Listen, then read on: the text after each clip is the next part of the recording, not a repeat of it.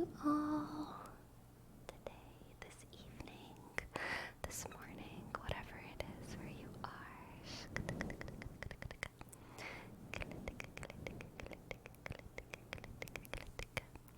Hi CEO, I know a Destructicon set of words, JD, Free World Baby, Randomous Brains, JJ's, The Real Seaman, Boro Boro, hello, hello.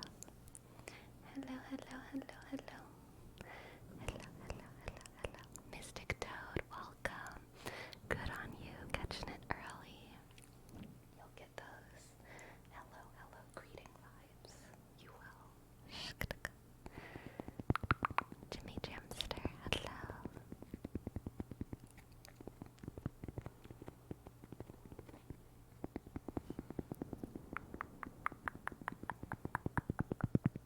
How has everyone's week been going?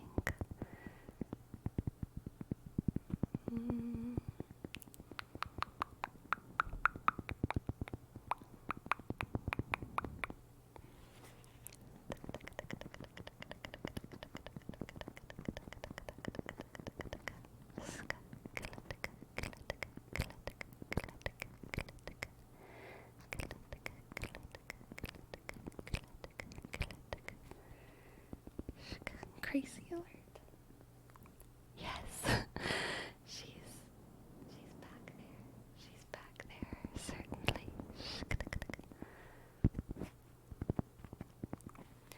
Why, certainly. She's been in a little dizzy all day because this weekend I was out for a longer time than usual, out of the house, and she is a very attachy cat. She's a very attachy cat.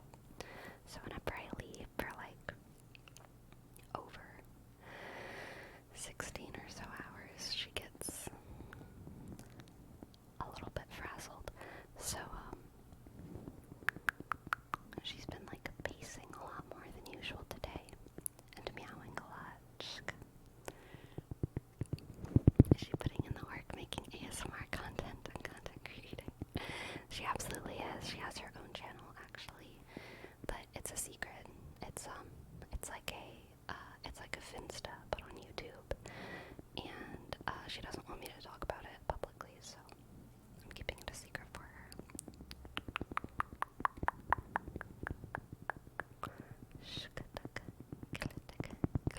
Free World Baby, thanks for the bits.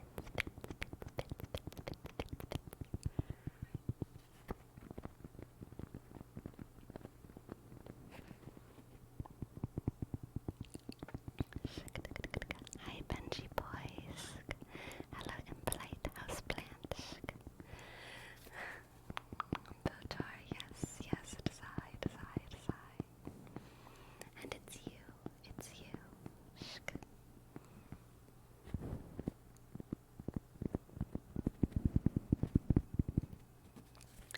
Destructiconka, and I think it's just that she doesn't want to be associated with me, you know? Like, if I promote her or anything, she'll be like, I don't want to be associated with that sleepy girl. And also, I want to gain my own success.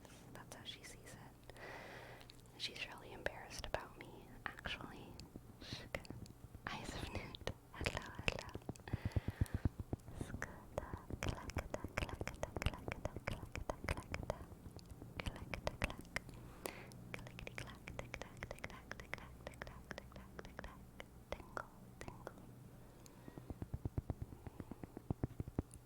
Exactly, Destructiconka and her little kitty cat bootstraps. Hello, Ruin. I'm doing great. I feel very well rested. I feel very hydrated. I feel very fed. I feel very at peace emotionally. I feel very prepared for my week ahead.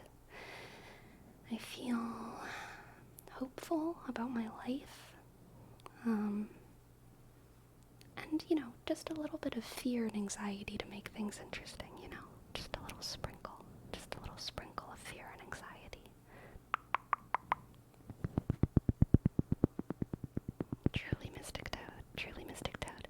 I feel like there's an invisible bard in the party of me and myself, and today they just gave me a little bit of that bardic inspiration, if you know what I'm getting at. Shk, if you know what I'm getting at. Sk.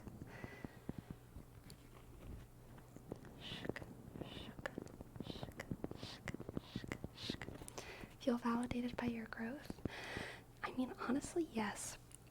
Although, of course, that comes with its own fear and anxiety as well, right? Like, it's so possible it's just a one-off, random pop-in video, but it is very, very exciting. Very, very, very exciting. And I don't know, I just can't believe YouTube noticed me. I feel like it's really rare, honestly, for me to actually feel like I'm on YouTube. Like, I know I make videos and I put them on YouTube, but I feel like my channel's always been so insular, kind of.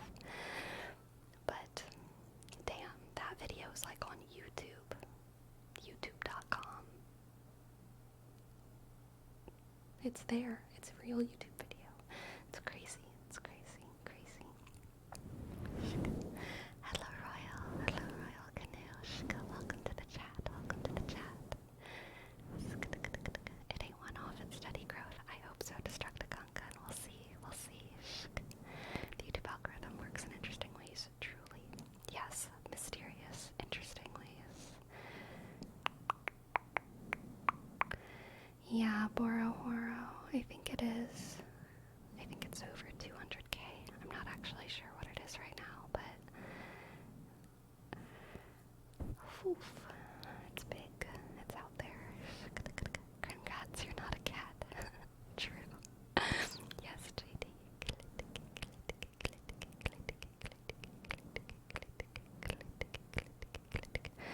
Oh my god, CEO 277k. That's insane. Absolutely maddening. Congrats on its success. Good for channel growth. Yeah, definitely. Oh gosh, yeah, definitely deeply validating. At least that video.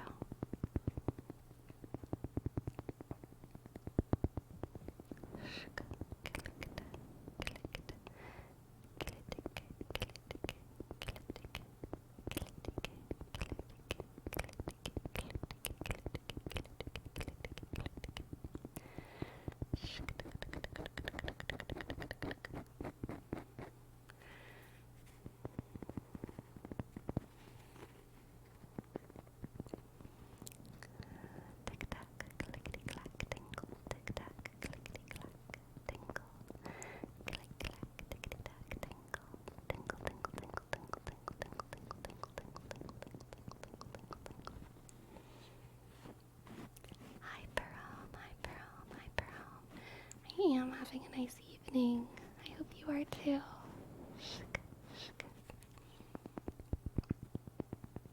How are y'all enjoying the beginning of Leo season? Are you feeling that sun? That strong sun?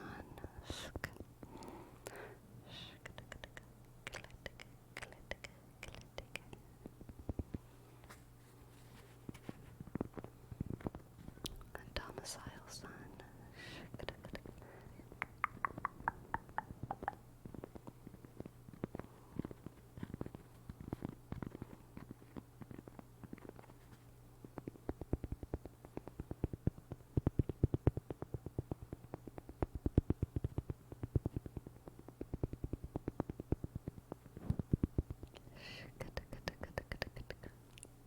Anything associated with the sun, I'm instantly against it. Give me night and coolness. That's fair, Ferome, that's fair. How very Saturnarian / moon-ish of you.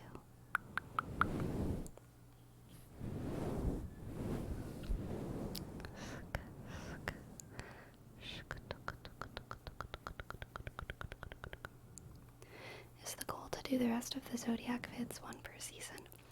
No, I'm not holding myself to that standard. I'm gonna do them whenever I feel like I have enough to say. Whenever I feel like I have enough to say. Because I don't want to rush any of them. And some of the signs I already have a lot to say about, like, just because I know so much about them. But there are signs that I have less experience with the people of that sign, or they require a little bit more introspection, to think about. So, we shall see. I definitely I feel like I have like half a video's worth of Leo things already in my head. Like if I tried to sit down and record it tonight, I could probably make like a 15-minute video about Leo. But, I mean, honestly, I could ramble on all those things enough that it would be like 20-25 minutes, but it wouldn't be like as substantial as the other ones. So, I gotta wait. I gotta marinate on my Leo thoughts.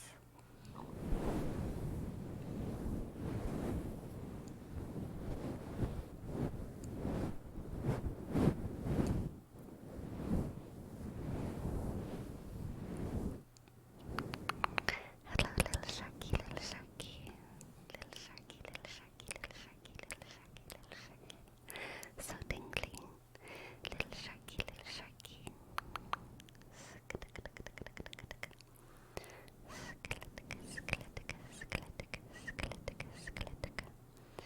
Here's my thoughts on the science tier list ASMR. This season the Leos are high in the tier list, getting through buffs to their inspiration. Yes. Tingly. It is little sharky.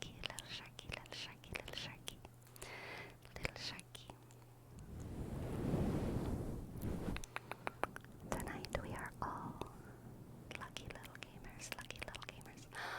Speaking of lucky little gamers, I need to do a demonstration for everyone, okay? I need to do a demonstration because I was triggered. I was woman triggered by something that happened in The Witcher 3 Wild Hunt.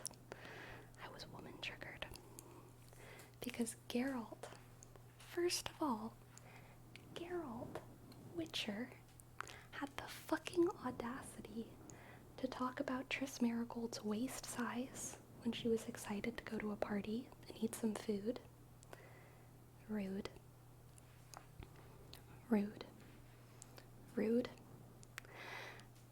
Second of all, what he said was something along the lines of, wow, 85 desserts, and you're still trying to keep your waist at 22 inches. He said 22 inches. 22 inches. Now, I don't know how many of y'all know anything about costume design, body measurements, fitting, any kind of reality where you would have a concept of 22 inches.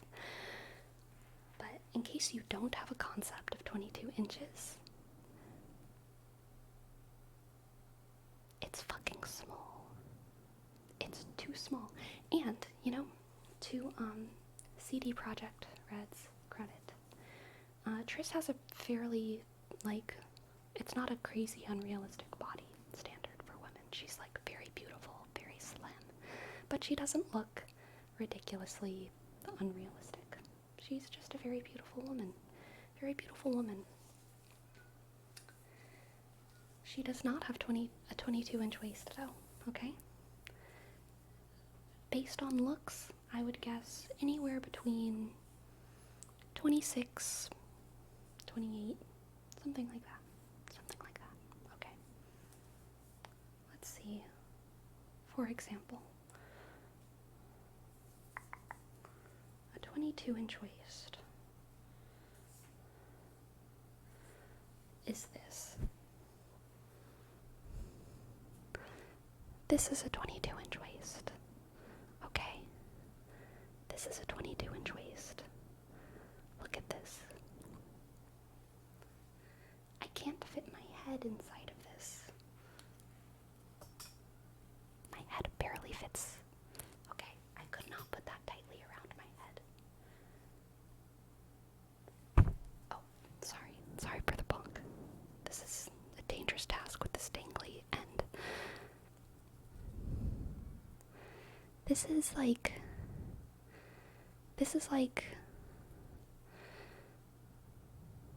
so small. This is so ridiculously small. It's insane. It's insane. I cannot believe Geralt said that. And, I think it was just an awkward animation moment. A relic of its time. But in my opinion, Triss Miracle definitely made a face like, what the fuck, when he said that. Before saying her next line. Because she knows her waist isn't fucking 22 inches. But you know how awkward it is as a woman to be like, well actually my waist is 28 inches, but whatever. It's awkward. Poor Triss Miracle. Because we know she makes her own clothes, alright? She's a sorceress. She's making her own clothes. She knows all her measurements.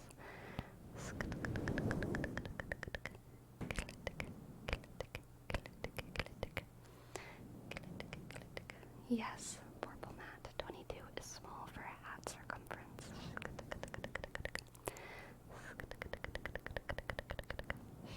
It is truly like a baby's body, Barrow. It's ridiculous. Are we against Gerald? Are we against Gerald now? No. I'm still pro Gerald, but I will say my understanding of just how much of a idiot he is has expanded. Okay. Have you seen season 3? I've only watched season 1 of The Witcher, but I'm playing the game right now. I'm playing Witcher 3.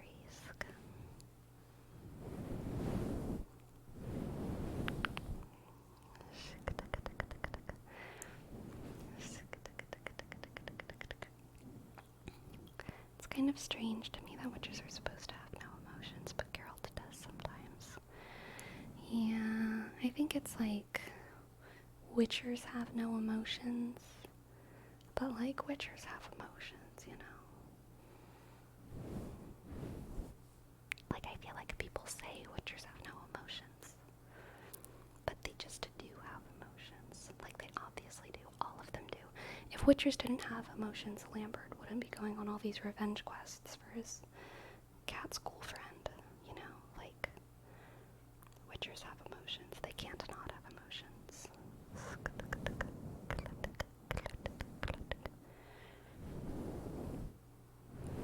When you drink the witcher poisons, it skews your perception of measurement. Maybe so, unless, like, the only possibility is that everyone in this universe is actually much smaller than we think they are. But, like, equally, you know? Like Geralt is, like, 5 feet. 5 feet tall. 5 foot tall man. That could be possible. And then maybe all the proportions are smaller.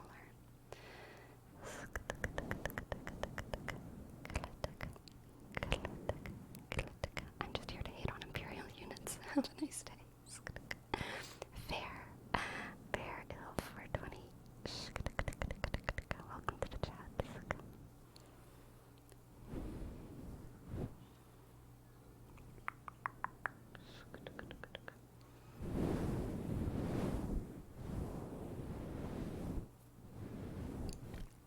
I'm with you, Nanoska. People say witchers don't have emotions because it's easier to treat them like killing machines.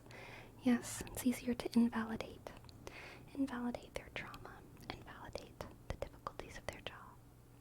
Everything is 20% shrunk down. Yes, exactly. Set up Brits. How was your few day break? It was lovely. It was lovely.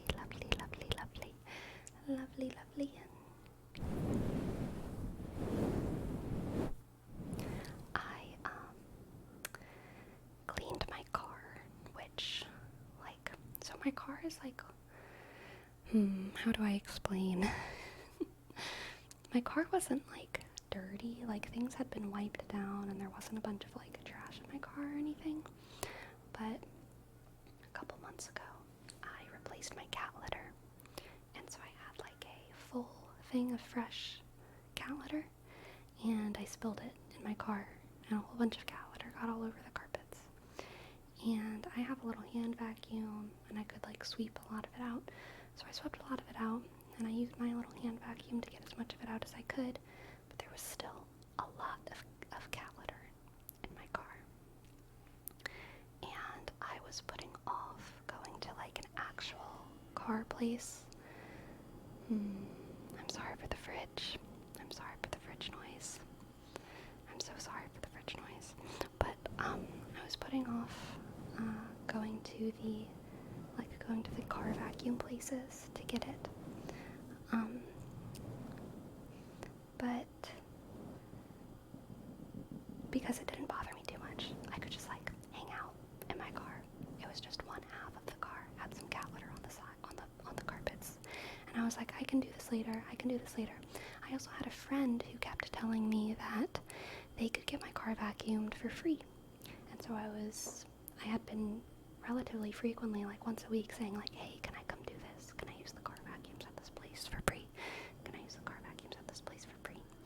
And they were like, no, today's not a good day. No, today's not a good day. No, today's not a good day. So I was looking forward to this like free car vacuum thing, which is why I didn't just go to a place by myself and do it. But then whenever the real big bad summer heat hit,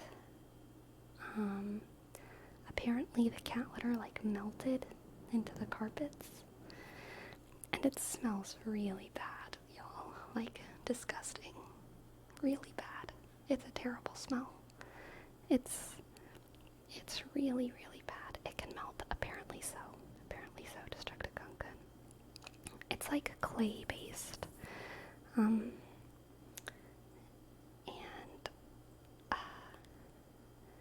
so I actually didn't know it was the cat litter at first. I was just like, I don't know why my car smells so bad, and I was trying to figure it out. I was sniffing everything in my car, but eventually I figured out it was the cat litter. And so yesterday I like went to O'Reilly's and I got like car cleaning stuff, and I scrubbed it really hard and I cleaned it really hard, and it was on the upholstery Destructive Gunkan because unfortunately I had removed the carpet pads because I had cleaned them at an earlier date and I hadn't put them back in yet. They were just like sitting in my trunk because of like laziness, basically. I just never put them back. And so I scrubbed it really hard yesterday and I cleaned it, and I vacuumed as much as I could with like an actual fancy vacuum, but I still couldn't get all of it out. I got most of it out though, and so all day today I've like had the windows down and I've been like airing it out, and I'm really hoping that tomorrow it smells good in there, because it's hard to tell right now. Right now it just smells like all the products I was using, and like the windows have been open, so I don't know what it's gonna be like once I close the windows again and leave it for a day, what the inside's gonna smell like. But I'm hoping that it smells decent and not like terrible melted cat litter, because it's a truly horrific smell, y'all. And oh god,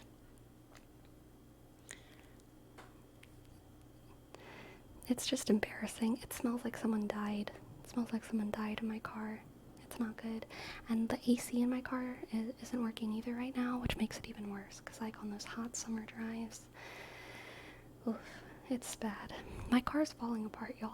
As soon as I'm like making more money, I really need to do some work on my car, because my windows don't really work, and like one of my mirrors is like non-existent, and I need to get it like straight up like detailed, like the inside, by someone who's a professional, because it's a mess. It's a mess.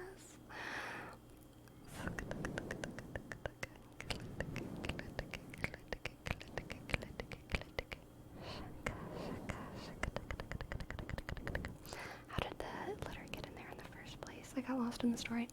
It was fresh litter, so thank God it wasn't dirty cat litter. Thank God. But it was when I was just buying new cat litter, I spilled like a quarter of the whole container in the car whenever I was putting it into my car when I was doing my errands.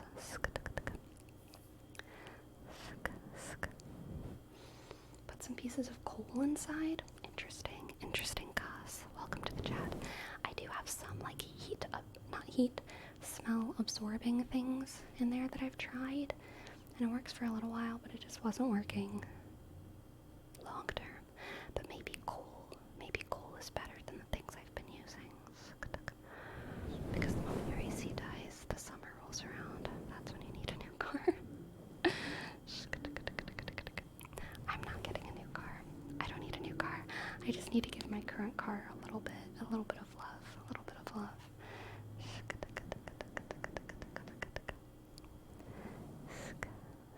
What about potpourri? Maybe. Potpourri.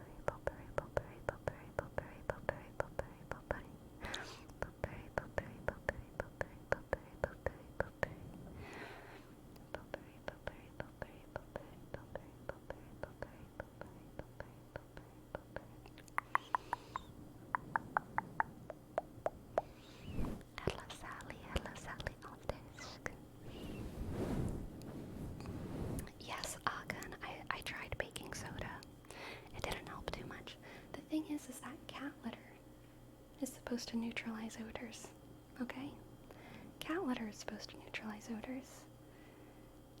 And honestly, for like the week after I spilled it, my car was doing great. It was fine. It smelled normal. But yeah, once the cat litter melted, it's not good. Not good.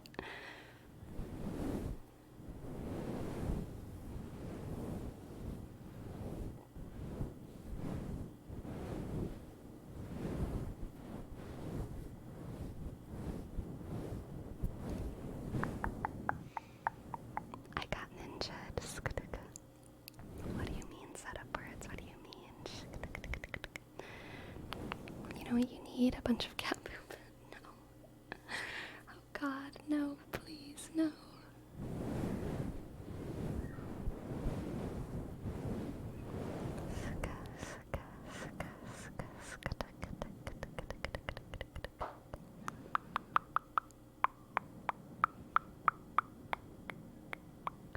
Ah, okay, set up birds, yeah.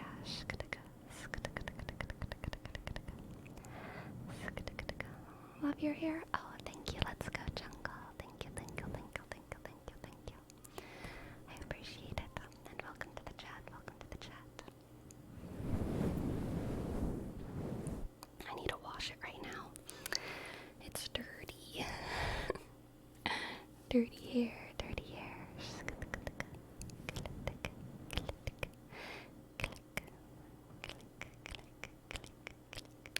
Y'all ever need a day to recover from a concert?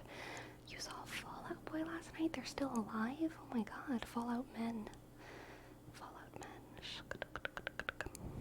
I was never a Fall Out Boy person. I don't even know really like what any of them look like or any of their songs. I'm sure like I know their songs, but I don't know which songs are theirs, you know what I mean? But that's cool, Martin.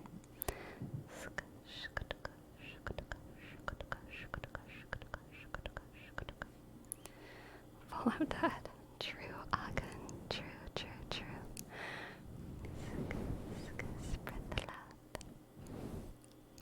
Spread the love. Gus. Thank you so much for your prime. First sub of the night. Thank you, Gus. K, shk, H, A, S, Gus.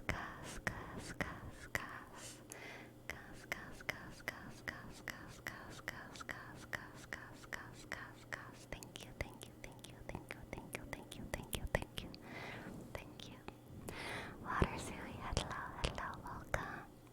And Prime Token, hello.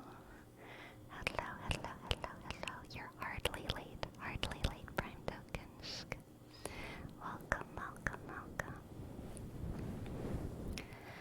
Shk, shk, shk, shk.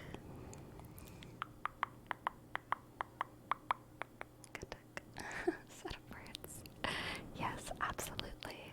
Yes, just pass them off as your own songs. I would not notice.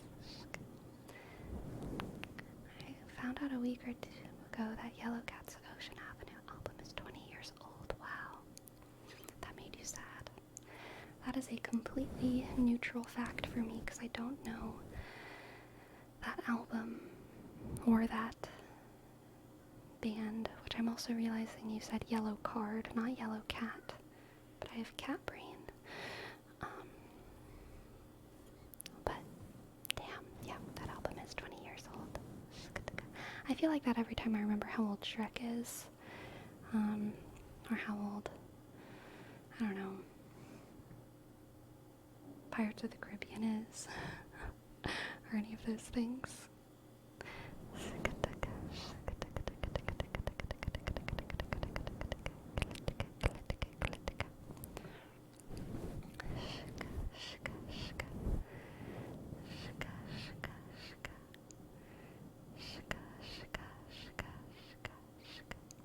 How old is Skyrim? It came out in 2011. 2011, right? It came out on 11/11/11. I remember that. So,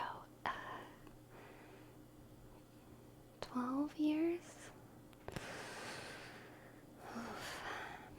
Y'all, whenever I was in high school, I bought an Xbox to play Skyrim. And Skyrim was the only game I ever played on Xbox. No, that's not true. I played Final Fantasy 13. Final Fantasy 13 and Skyrim were the only two games I ever had on my Xbox 360. And I bought my Xbox specifically for Skyrim. I spent so much money just to play Skyrim.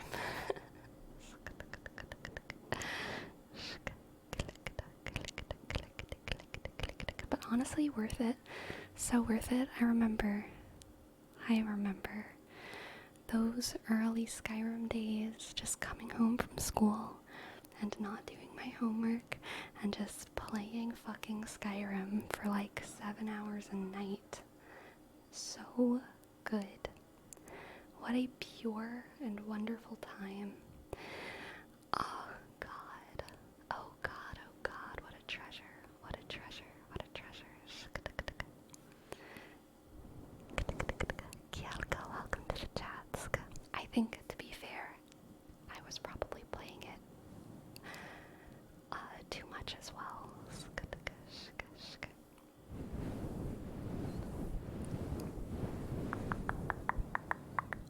Hello, Sassy, welcome.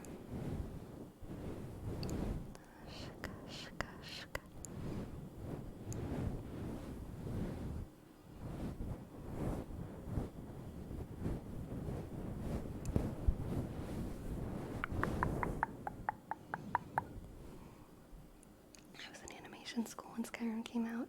Needless to say, I didn't do very well in animation school. Damn. That's fair, Agan. That's fair.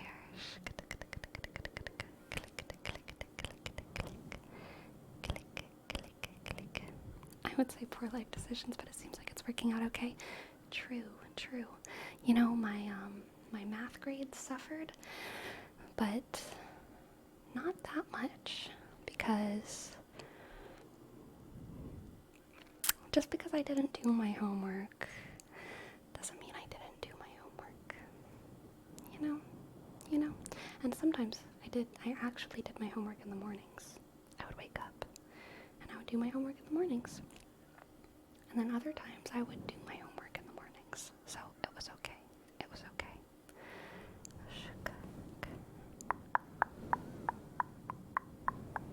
5-minute loading. Yes, Goss, I remember that. Long ass loading screens. Oh, you were a Fallout kid, Sassy. Nice. I think I was in high school when Skyrim came out. Feels like an eternity ago. Yeah. Yeah, I think I was in 9th grade when Skyrim came out. I was a freshman. And it was the talk of all my friends. I didn't get it right when it came out. I played it at one of my friends' houses first. And they were like showing me around the game. And I had so much fun. I just wanted to get it for myself. So I got it a couple months after because I had to like convince my parents and and collect my resources and do all these things.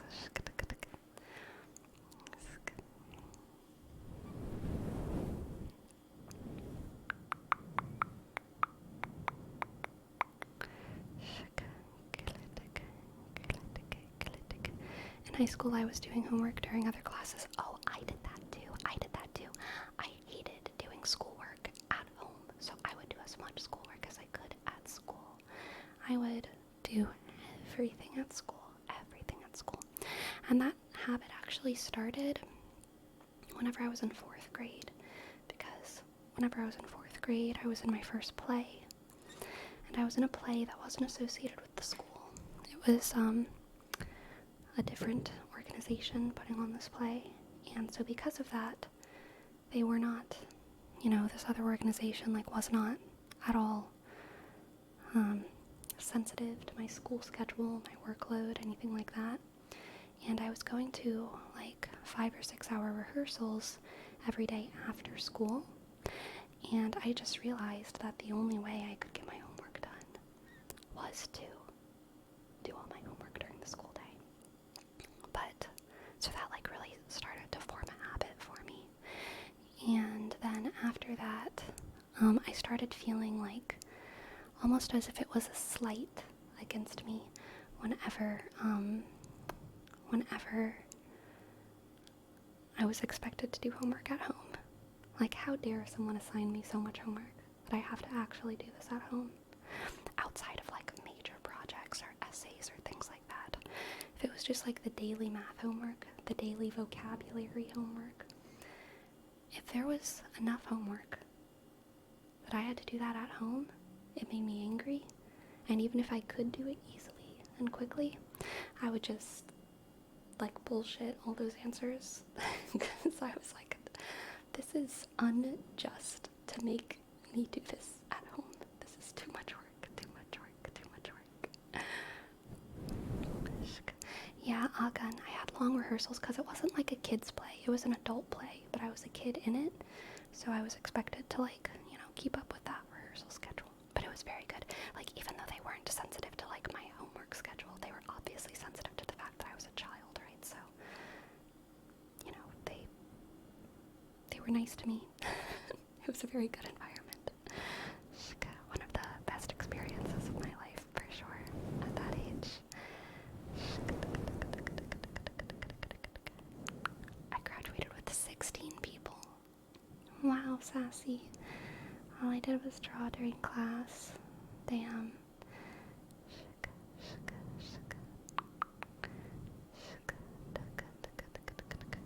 Yes, set up words for this homework watch the evening news.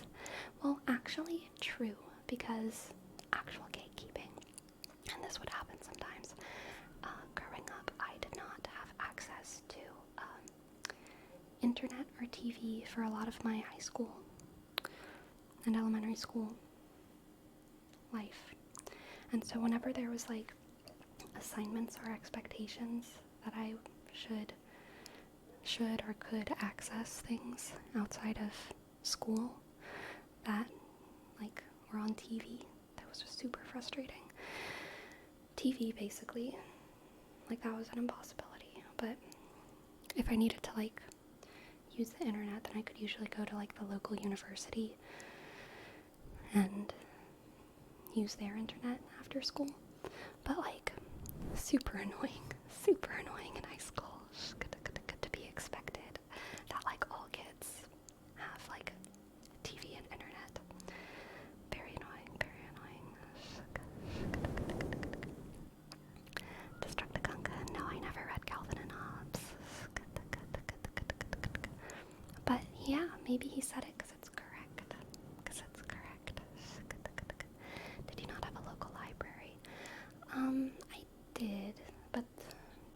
university was closer.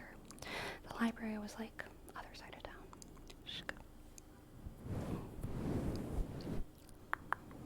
And the library was very cool and good. I liked the library, but it was just too far away for like daily things.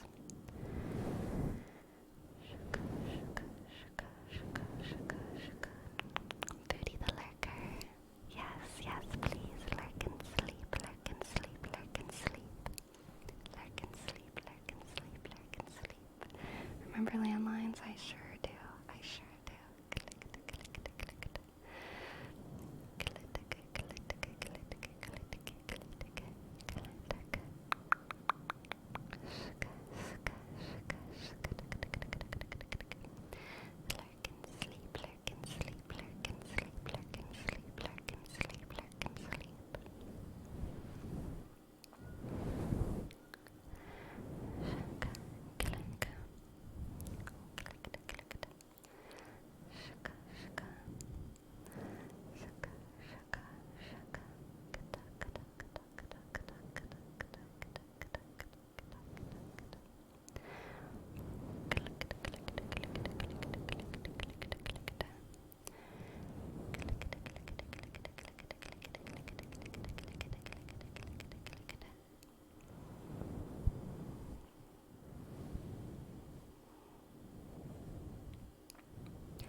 There's actually, I wouldn't call it a theory. A theory is not the right word. Opinion, a take, a perspective. There we go. There's a perspective within the field of ethnography / folklore.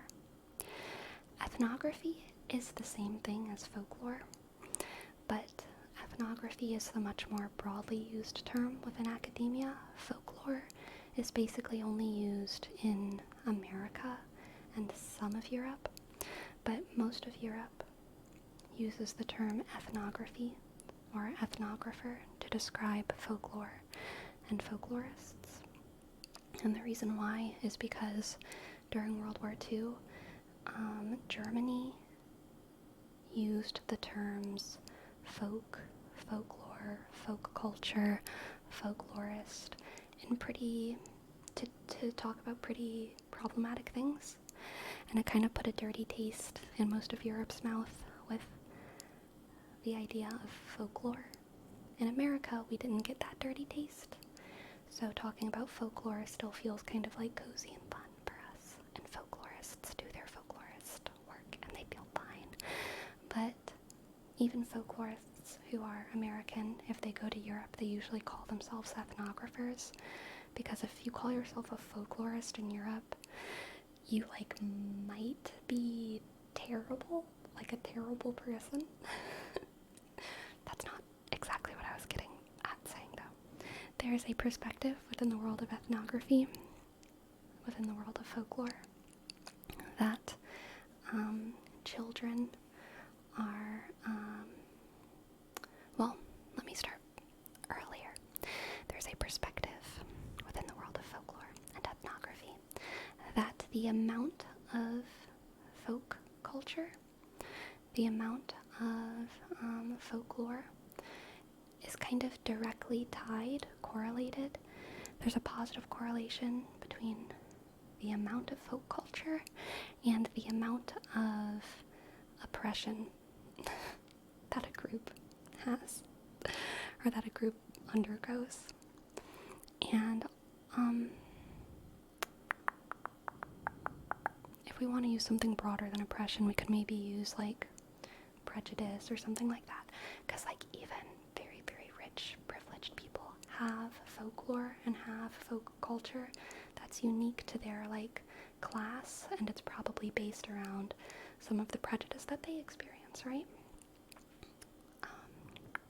But anyway, there's a positive correlation between the amount of folklore that a group has and the amount of prejudice that they experience, the amount of otheredness that they experience, the amount of oppression that they experience, how much they feel like they're a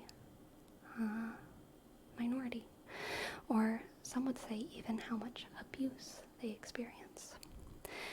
And the group in the world that has by far, inarguably, bar none, the most folklore, and also folklore that travels mysteriously fast, faster than any other group, is children. Children's folklore is a massive subfield within ethnography and within folklore. It's the biggest subgroup. There's so much writing, so much record keeping, so much research, so much curiosity about children's folklore and how much there is and how quickly it travels. A lot of us have seen like the strange theories on like the Superman S, right? Like how do all these kids from all around the world have like this strange S that they've been drawing since elementary school? And there's other examples like that too. A lot of nursery rhymes, a lot of urban myths, a lot of urban legends, a lot of gossip. Children can circulate an idea, a hand game, a story faster than the internet, which is insane, but it's true. They can circulate something faster than the internet. Before something is posted about X, Y, or Z, a kid can talk about it in Louisiana, and like the next day, someone will be talking about it in like Montana. No one understands how this happens. Syncope, thank you.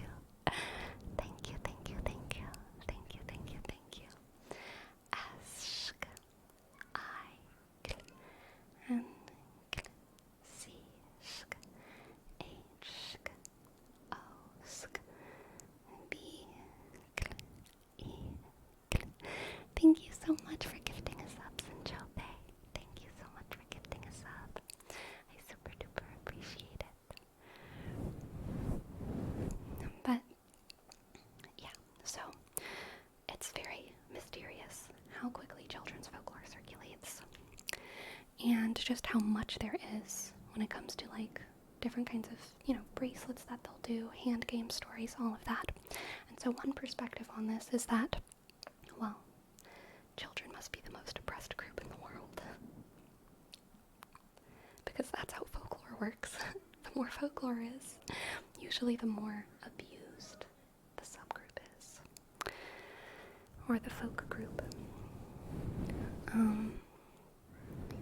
So that's one perspective. And then another perspective is like what Kay Marsai said.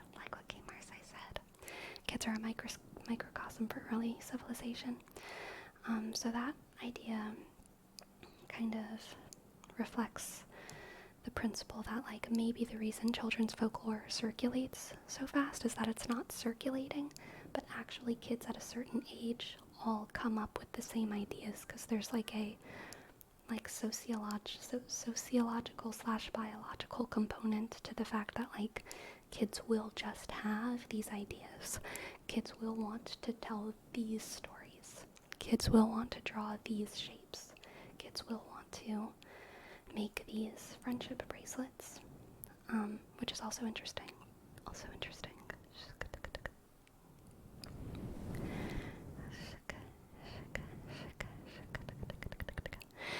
I'm glad you like the newest videos in Jope. Thank you.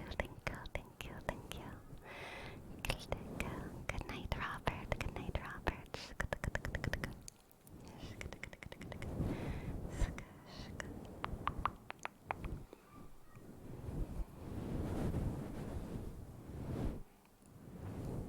If that's the case, then should we see different children folklore in different regions, right? Due to different media or influence they get. I mean, there's almost always like a different skin to the same stories that they'll tell. Very similar to like apparitions of Mary or something. Whenever Mary appears to people throughout the world, she tends to be dressed in like the traditional clothing associated with that area. And I think it's similar with the children's folklore.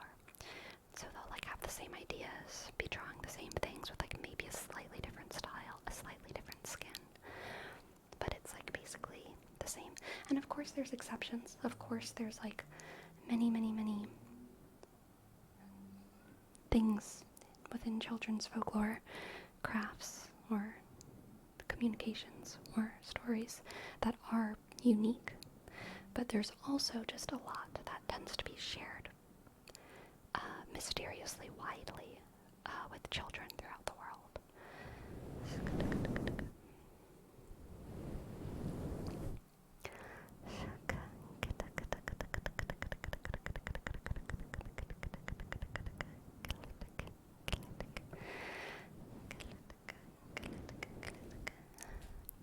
Correlation does not necessarily mean causation. Very true, very true, very true.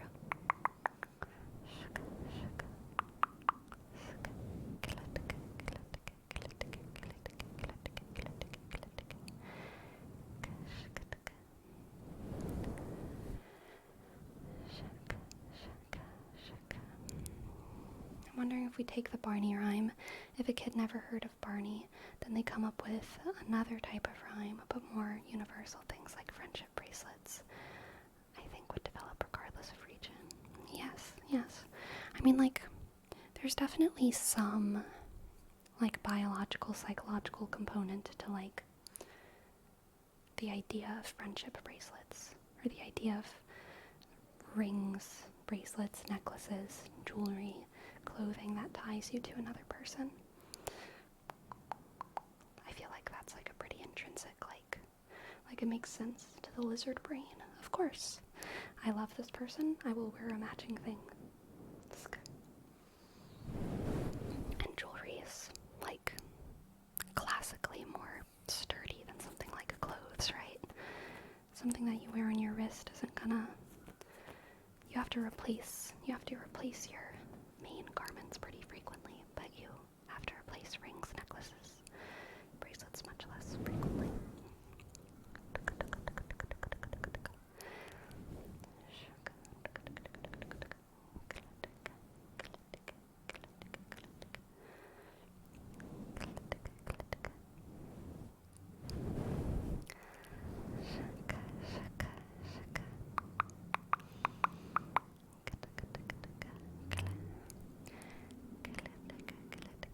People are all different but equally the same.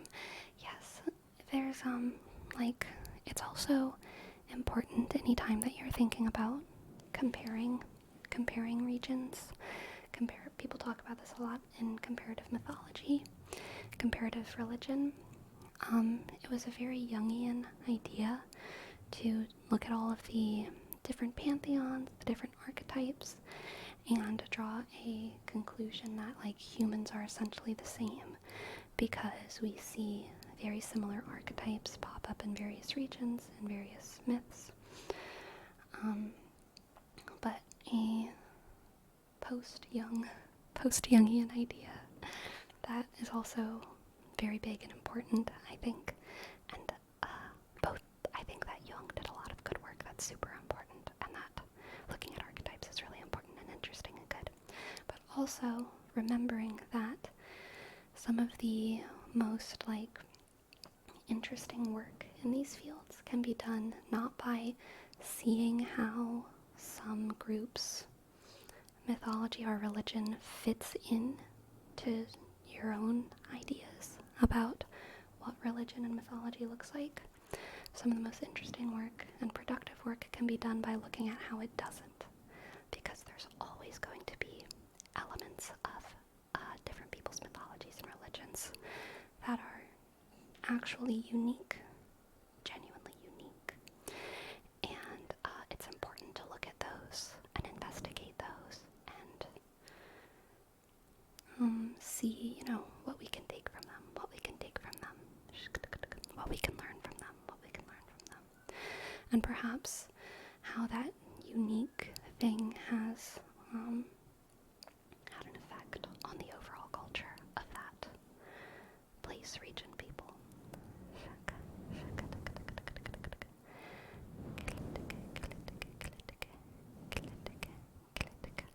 Okay, Marseille, no need to apologize. Obviously, I love this stuff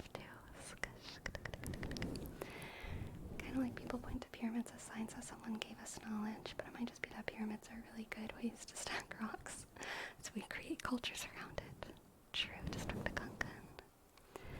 I love how common the winter and summer solstices and themes with ancient monument buildings, yes. But if you think about it, it makes sense with the development of agricultural society. Very true, very true.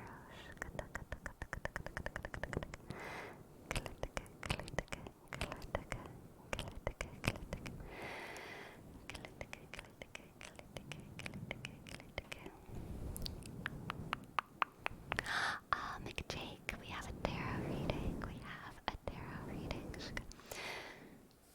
Joseph Campbell's monomyth Yuri's journey theory has done so much damage.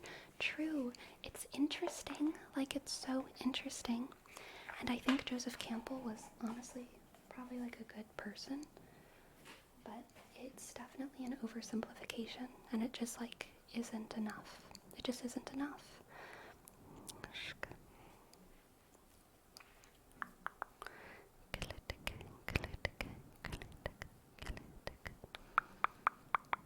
Bro, are you wearing jeans? No, I'm not wearing jeans.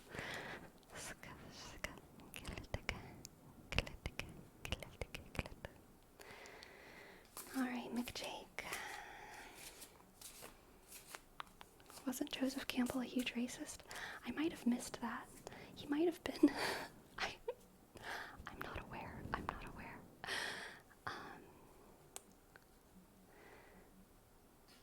That would suck, though, if he were. If he's a racist, then maybe he wasn't a good person.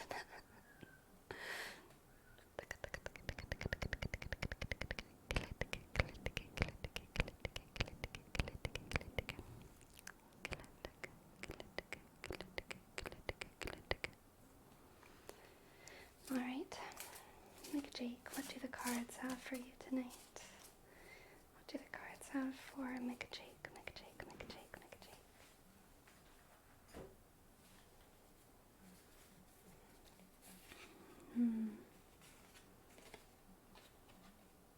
We have the 5 of Swords, the Moon,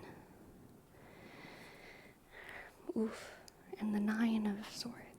McJake, I'm so sorry, but this isn't a very good reading. There is a secret being kept.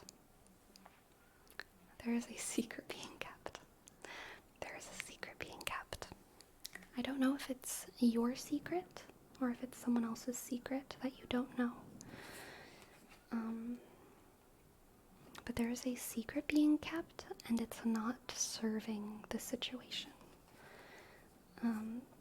Someone is trying to, whoever's holding the secret, if it's you or someone else, they're trying to maintain control over something,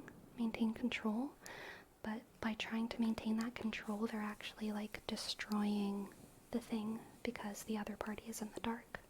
The other party is in the dark and isn't able to accurately react to the situation because they don't know the full situation. So the 5 of Swords is control, conspiracy. Manipulation can also be 5 of Swords. The 9 of Swords is kind of a feeling of entrapment and nightmare, helplessness. And then the Moon is basically mystery, what lies hidden.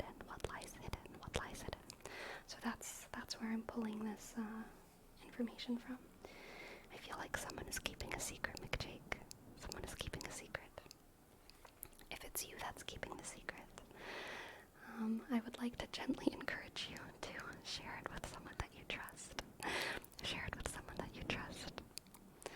Because you don't have to be trapped by this.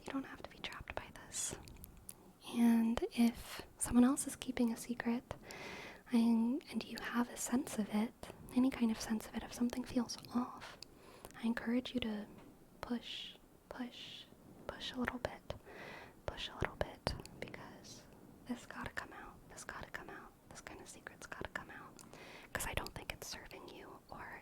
anyone else sharing in the situation.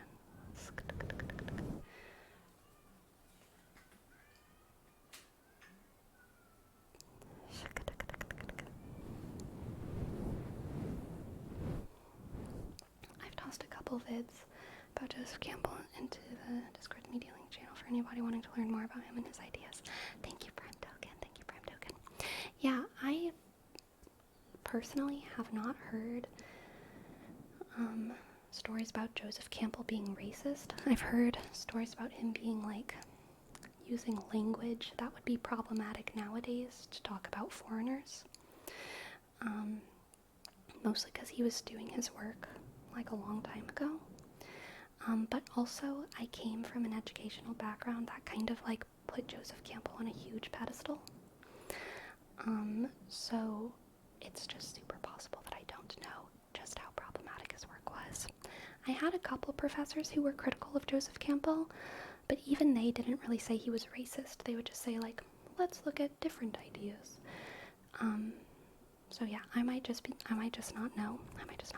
But from what I have read, and from what I have been taught, he's a little bit outdated, but his work was still generally like interesting. Are you up in here doing ASMR while talking about Young and Campbell? Awesome. Absolutely, slam dunkies. Absolutely. Homie is a lizard person. I hope. I'm trying to switch to a new industry for work. I've applied to a bunch of places, but no one wants me. Maybe the industry has a secret against me.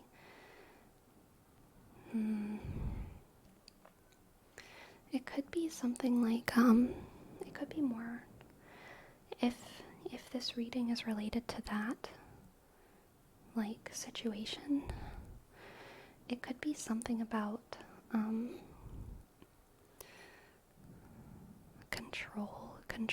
control. Like maybe you are, you're trying to only apply within one new industry, in order to like have this sense of control over your life. But that control is actually just like tying you down a little bit.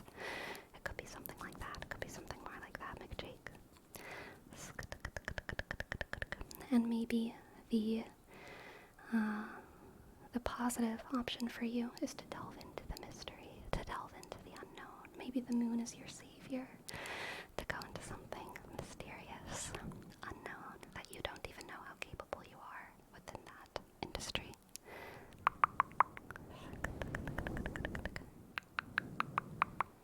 He was accused of being an anti-Semite, apparently. Not sure if that's actually true. I'm not sure either.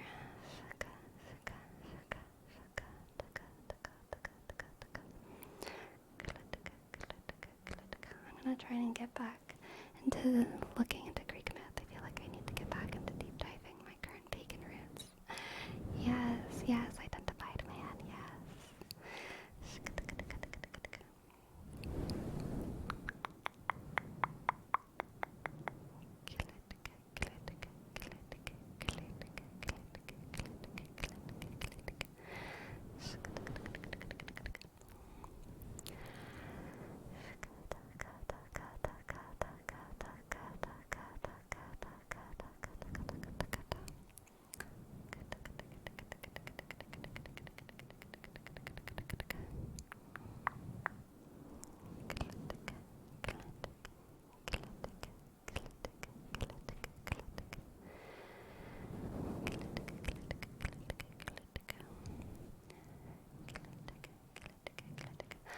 Again, I so relate to that.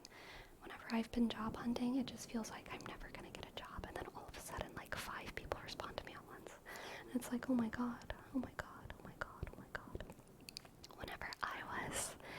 Before I decided to try and go full-time here, I was trying to get another bakery job somewhere. So I applied to a couple different bakeries, and I did a couple working interviews. and I ended up saying no. It was me who said no to them. There was weird stuff going on in all those places. But in one of them, I didn't realize it was like a huge... I didn't realize the scale of bakery production that this place was. And I thought it was going to be like in a little storefront kind of place, because that's the bakeries that I've worked at before. But I walked into like this massive warehouse that was like 97 degrees inside. They didn't have AC, and there was like 6 guys wearing like wife beater shirts and shorts, and they had burns all over their bodies, and they were like slogging away at the fucking bagel boiling water station. And I was like, hi, I'm here for a working interview. And they were like, no one told us you were coming. And I was like, oh, okay. Well, what should I do? And they were like, okay, here's an apron. And they were like, they still trained me for the day. It was like, I think 2 hours or something. Just a 2-hour working interview. But y'all, it was weird. It was one of the weirdest experiences of my life. It was so weird. People need to report that. So they actually had been. And because the temperature is so high, I think it's with OSHA, if the temperature is over like 95 degrees or something, then they have to take breaks every 30 minutes or something like that. And so they were doing that. And they were also like, they were a strange mix of like grateful for the breaks, but they were also like, this is really annoying because now instead of our shift being 8 hours, it's like 12 hours because we still have to do the same amount of work in the night. But we have to take these mandated breaks because the temperature's too high, and having a break doesn't actually help that much. Like, it's nice to sit down and get water. No, it's not unpaid, it's paid, but it was still just an annoying, frustrating thing. Yeah, Destructive Gunkin. I never went back, but I did get to take home a bag of free bagels, so that was pretty based, not gonna lie. Still got my bagels. They were delicious. It was paid. Paid breaks. Bagels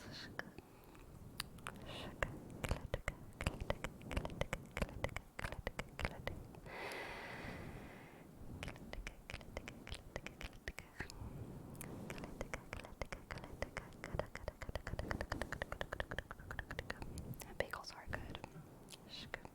I worked in a bakery and had a similar thing with breaks, but we just missed one of our breaks, so we would go home an hour early. Nice. I can't stand working in the outside heat. We've been having it below 90 degrees now. Oh my gosh. The inside heat, yeah, that's crazy, Mystic Toad. That's rough. So are you a witch? No, I'm not a witch. Legit Lord. I am just a squirrel. Just a little squirrel trying my best. I think it depends on how you define witch. I don't super vibe with the term. Although people who use a very broad definition might call me a witch, and I wouldn't be like offended. I would be okay with it.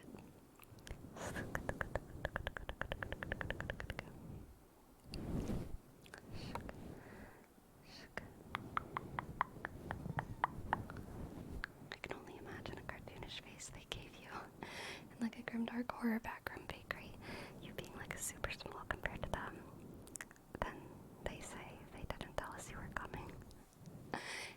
I mean, it was actually sad. Like, some of the guys were like kind of classic big bakery dudes, but then some of them were like very small, like very small. They looked like hungry. Hungry, lanky guys. Hungry, lanky guys. Hungry, lanky guys.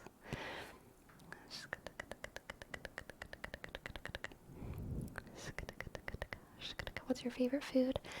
Probably cantaloupe, but I'm not, I'm not like crazy loyal to it, because I like a lot of foods, but I really love cantaloupe. So, probably cantaloupe.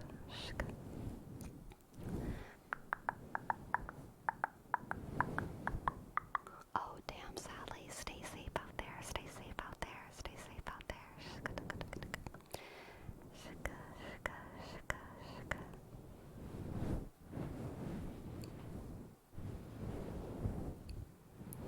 Honestly, set of words. That's a great video idea. Explaining boundaries. Or like, girl with no boundaries explains her boundaries. But it's just like, there's just not a lot. Like, it's like a let's talk about our boundaries talk.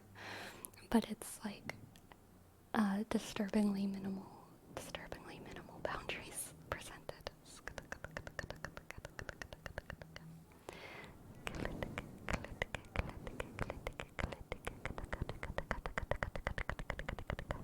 Possibly destructive Kankan. That's what I did whenever I was a baker. I would, like, no joke, my first week of being a baker, actually, I'm gonna tell this story after I do a name trace for Nisanduas. Nisanduas.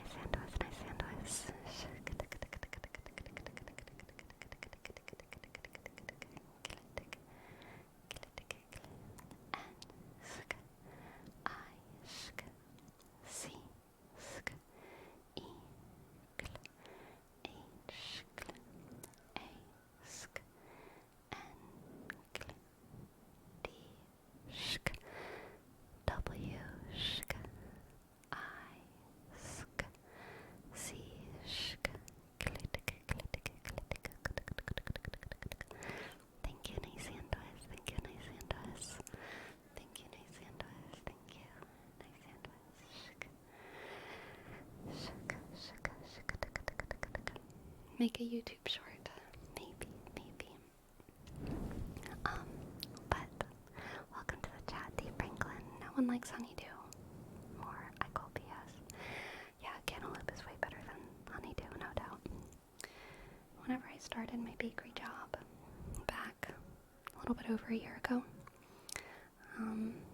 well, I guess more like a year and a half ago now, something like that, I loved it, but I wasn't strong enough to do some of the things. There was like some specific tasks that I really struggled with just on a strength basis.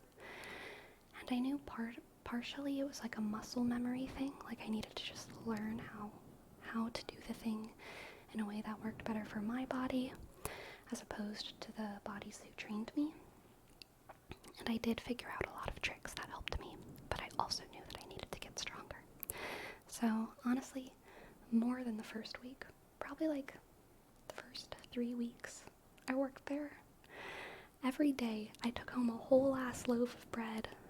Okay, a whole ass loaf of bread, and I was like, it's fucking chomp time. I need to bulk up. And to be fair, I was only working like 4 days a week at that point. So like, it wasn't like an everyday thing. But a whole ass loaf, yes, because it was free. It was free. And it was like a very easy way to just like get calories. And it's also like fresh bread, you know? Yeah, exactly. Vegan protein powder's like expensive, or like any protein powder's expensive, and I couldn't afford that at the time. So I was just like, you know what? This is the healthiest bread in town. It has a lot of whole grains, and Um,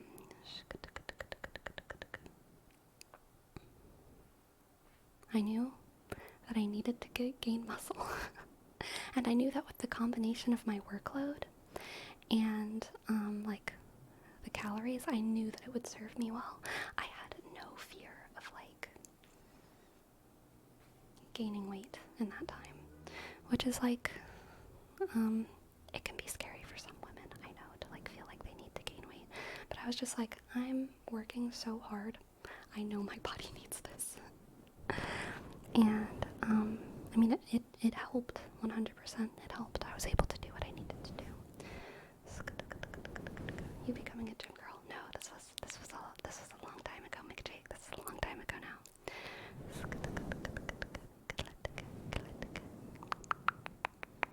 Oh my gosh, chicken tendos. I'm so flattered. Welcome. Thank you so much. Thank you so much. Thank you so much. Thank you so much.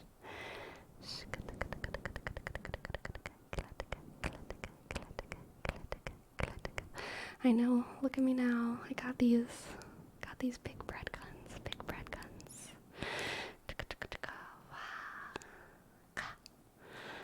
Massive, truly. Did you need strong arms, back, shoulders, or all of them? Back was huge. Back was huge because it was a lot of pulling from very deep bowls of dough and pulling like the dough batch size was anywhere. I did many a night, and any of them would be anywhere from like 50 to 80 pounds each.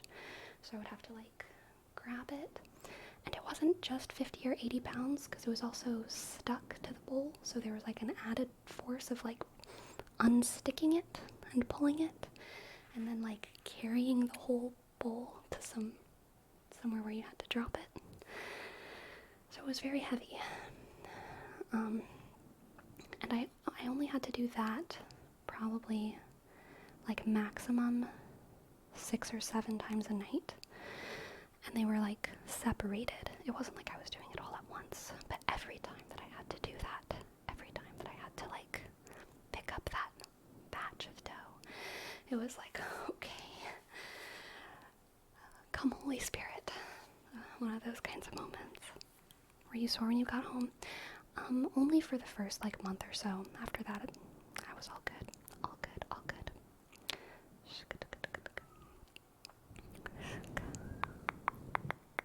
Yes, Agan.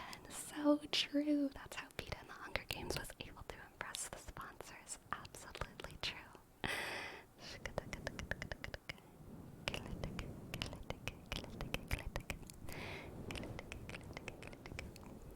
It is crazy though, like how strong you can get without getting much bigger, you know what I mean? Like, I know I got so much stronger, and I still have some of that strength. I've probably lost a little bit of it since I stopped working there, but like, I know I'm still way stronger than I was before. But like, and my arms are a little bit bigger than they used to be, but like they're not that big, but they're so much stronger than they used to be, guys. I'm so much stronger than I used to be. It's crazy. Yes, saggy iguana. Yes, saggy iguana. Farmers don't look like bodybuilders, but they're hella strong. Eric, hello. I'm sorry I missed your first hello. Hello.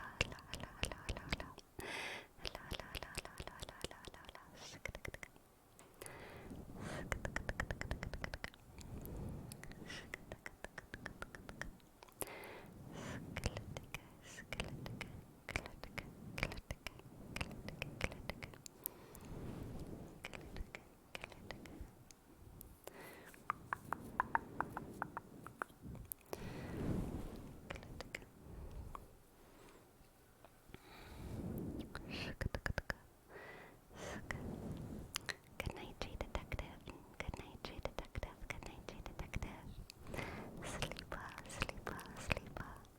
Sleep well and prosper.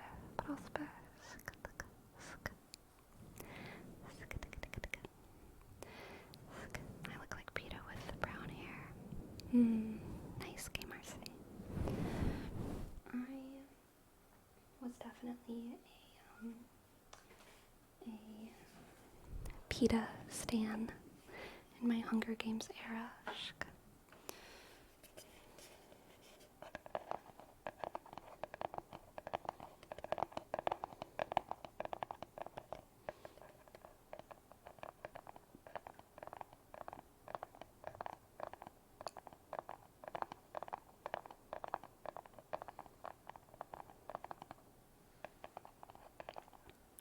Good night, set of birds. Good night. Sleep well, sleep well, sleep well.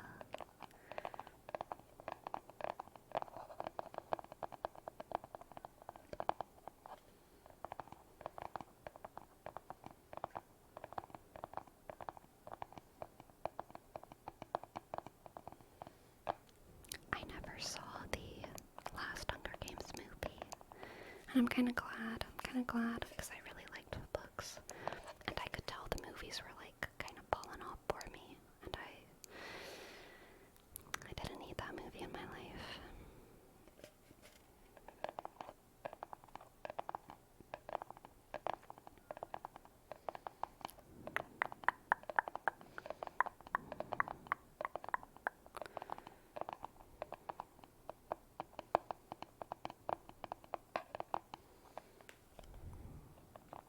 Oh wow, the midnight premiere came Marseille. That's cool.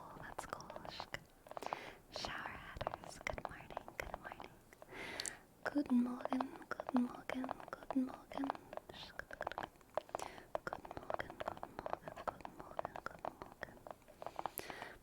Buenos dias. Buenos dias. Buenos dias. Buenos dias. Buenos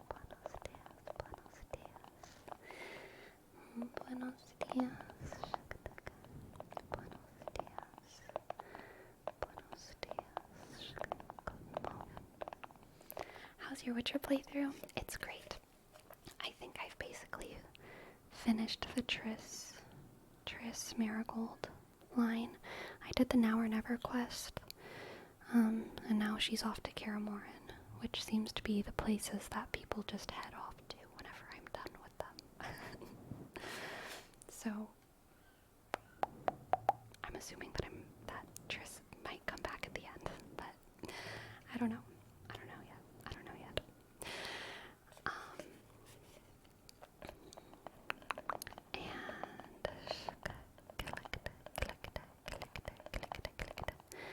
Let's see, what else have I done? I helped Lambert get his non-revenge on,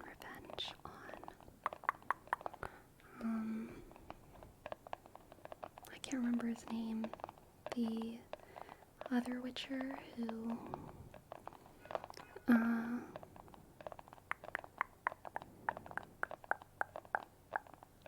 yeah, what's his face? The rich guy who's like, I'm good now, and I have a family, and I am not bad anymore. But then Lambert's like, but you killed Aiden, or like watched when Aiden died. I can't even remember. The other nice Witcher that Lambert really liked.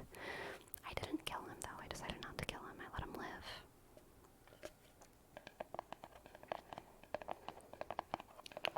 We don't hate Geralt, Destructiconkin. We're just highly critical of him. Highly critical of the way he of some of the things he says to women. Not even all of the things. He says a lot of great things to women. But damn, that one comment. Too far.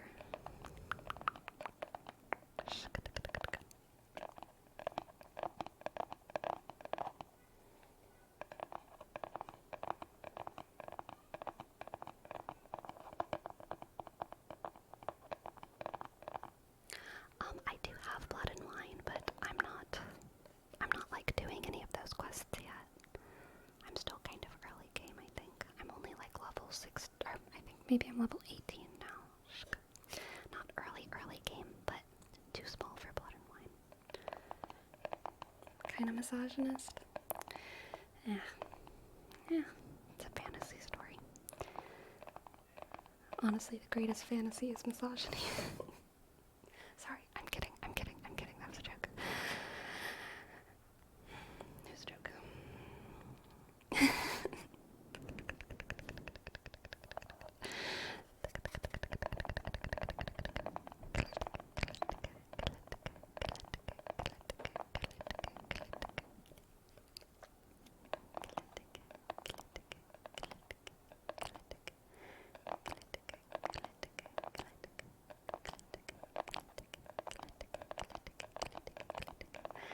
I have not seen Oppenheimer. Literally, y'all, I know nothing about Oppenheimer. I know nothing about... This is hilarious. I have a funny story. I still know nothing about Oppenheimer. Last week on stream, someone asked, have you seen Barbie or Oppenheimer? Which might be Oppenheimer. I don't even know.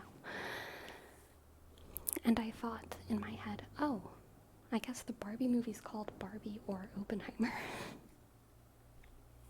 And it wasn't until later that I realized two different movies. Two different movies. I know very little about the Barbie movie, and I know actually nothing about Oppenheimer or Oppenheimer. I don't know if it's a live action, cartoon, Hollywood, comedy, foreign, American, musical. I know nothing. I don't know how it seems to be a deal for other people, but the algorithms that I run in, it is just completely not there. Completely not there.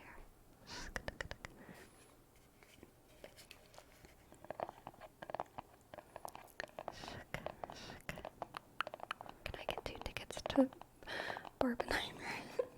True.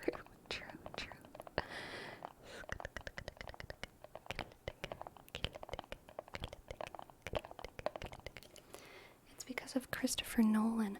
Oh, it's a Christopher Nolan movie. Okay. Now I know one thing about Oppenheimer.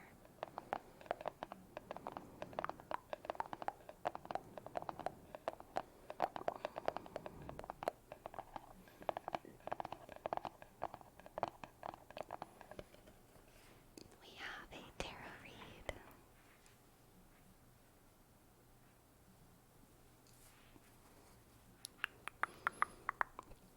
What stuff are you super up to date about? What a good question. I'm too embarrassed to say. I'm too embarrassed to say what I'm very updated about. Prime token from Otaka. What will Prime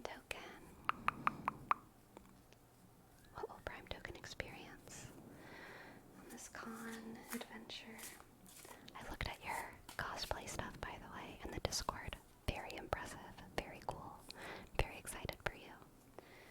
I didn't know that there was a Hatsune Miku cover sort of thing of Vampire, but that song, not old English, the English version of that song, the Nightcore version of Vampire is has always circulated on my playlists. So hearing the Hatsune Miku one was cool. Okay. What do the cards have for Prime token?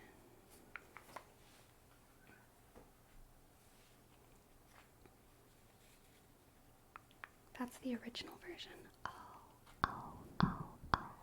Oh, the Miku one. How did I not know that? Oh my god. We have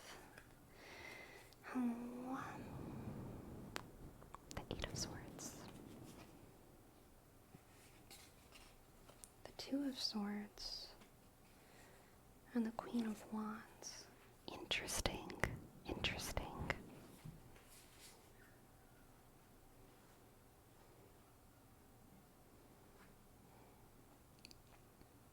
Okay, well, so first of all, with the Queen of Wands, you're gonna look great. You're gonna be gorgeous.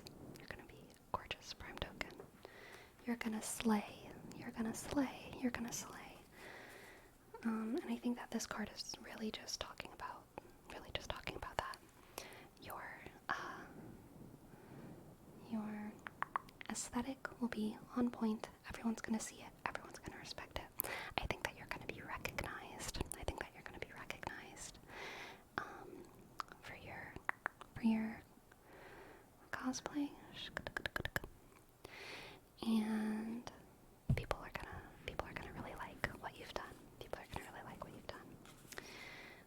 two cards, I'm honestly getting a sense of like claustrophobia. I think that there might be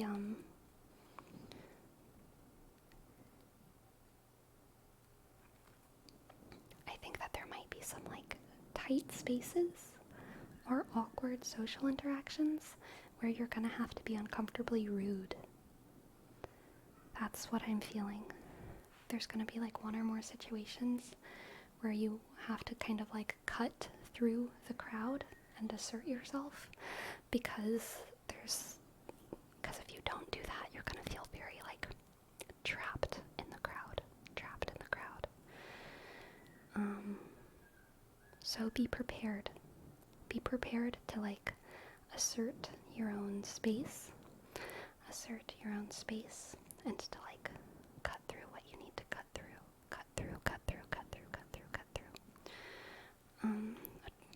Famously one of the largest anime conventions on the East Coast. Claustrophobia makes sense. Yeah, like with the Eight of Swords, I'm feeling the Eight of Swords in like a very literal way where you like can't see something. You can't see something and you also feel closed in. You can't see something and you feel closed in. And you need to like get out. You need to get out. And then the Two of Swords, I think, is getting at like how you're gonna have to like hurt some feelings in order to get out. You're gonna need to GTFO a little bit.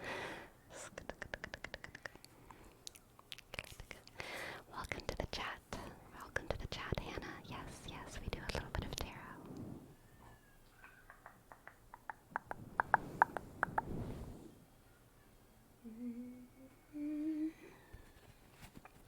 Can y'all hear the kids screaming right now? It's like they're really going for it. You're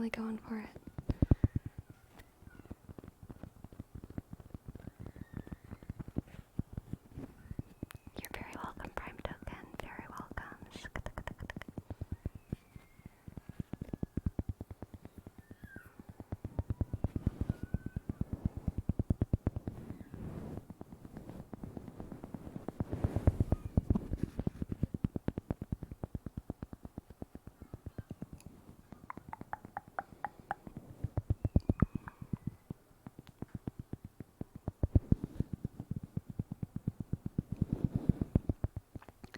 Damn shower headers. Yep.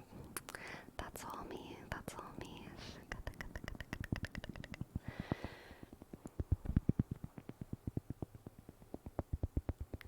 Dark arts cards.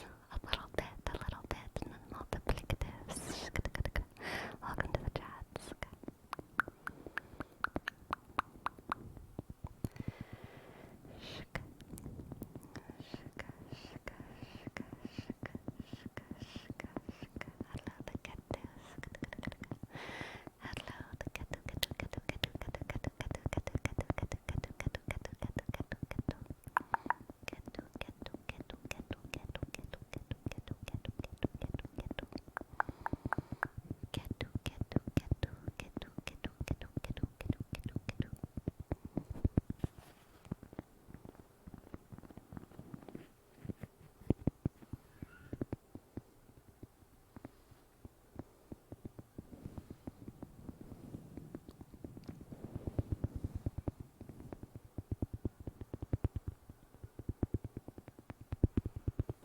Y'all, I'm actually going to see Barbie tomorrow with someone, and I'm nervous. I'm having a social anxiety moment because I don't like movie theaters, and I haven't been to the movie theater in many years. And before that, it had been many years, and before that, it had probably been like 1 year. I very rarely go to movies. And I also I'm not super invested in like the Barbie nostalgia. So like I'm not like actually very excited for the film either. It might be really good and I might love it. I'm not saying that I feel like I'm gonna hate it or anything, because I might think it's great. But I'm not like excited to see it. And And I'm very non-excited for, like, the movie theater. Very non-excited for the movie theater. Me neither. I wanted to see Barbie, so I messaged my sister to watch it with me. Nice, nice. I think you will enjoy Barbie. I've heard it's not a nostalgia bait movie. Okay, cool. It's more about feminism. Nice, nice. Love me some feminism.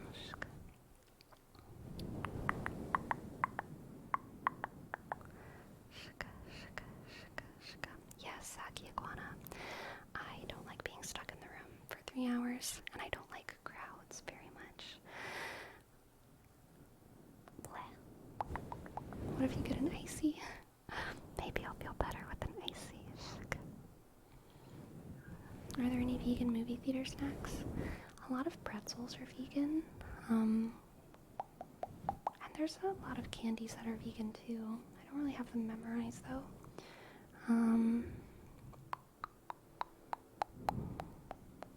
not a popcorn person personally, but I've heard that a lot of movie theater popcorn is vegan because the butter is like fake.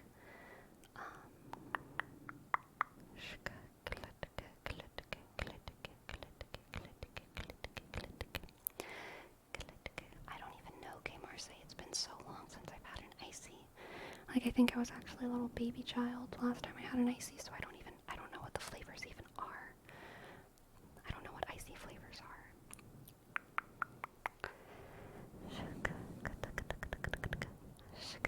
Welcome to the chat, Rogue Fox Gaming. Hello. TMNT movie. What is that? What does that stand for? TMNT.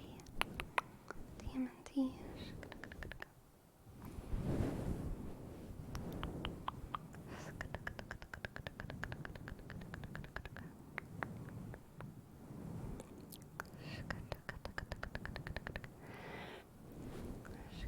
Teenage Mutant Ninja Turtles. Gotcha. Haven't heard of that either. I'm really not in the movie scene, but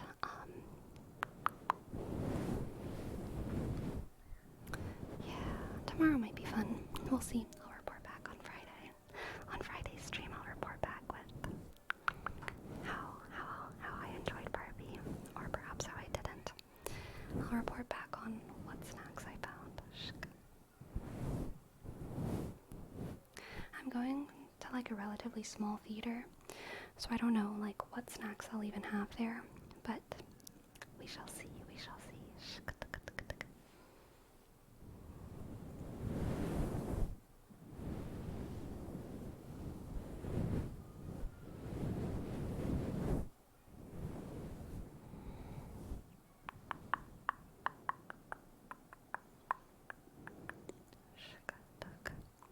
I'm very interested in your Barbie opinions, so I shall check the bond when I get back home.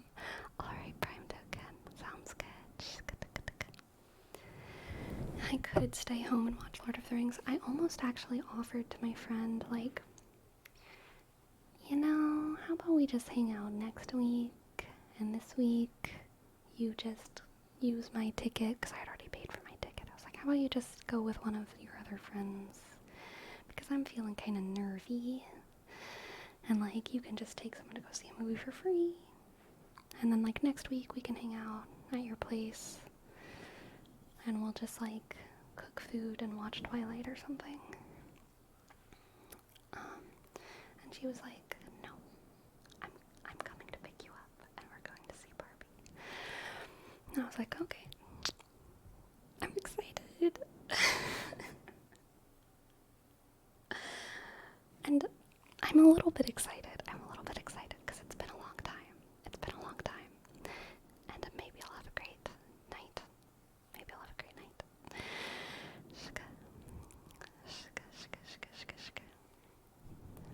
Sometimes it is good to stretch your comfort zone a little bit. Very true. And honestly, do you say yes to social events and then get anxious the day of the event and then go to the event and you have fun? A lot of times I don't go to the event. A lot of times I say no from the start. Honestly, I just say no from the start. But if I say yes, sometimes I chicken out, if I say yes and end up going, I would say it's probably like, y'all, it happens so rarely, it's hard for me to even think in statistic numbers. If I say yes and then end up going to something, then probably like 6 times out of 10 I have a good time, and then 4 out of 10 times I have like a bad time. It's rare that I have a terrible time. Like, that's very, very rare. But probably 4 out of 10 times I'm just like, I shouldn't have gone to that. I shouldn't have gone. That was a bad call. Do you like eating out, going out for dinner and stuff? It very heavily depends on my company. Very, very heavily. I don't like going out with more than 2 people. Like, once there's 3 people and me, it's too many people for me.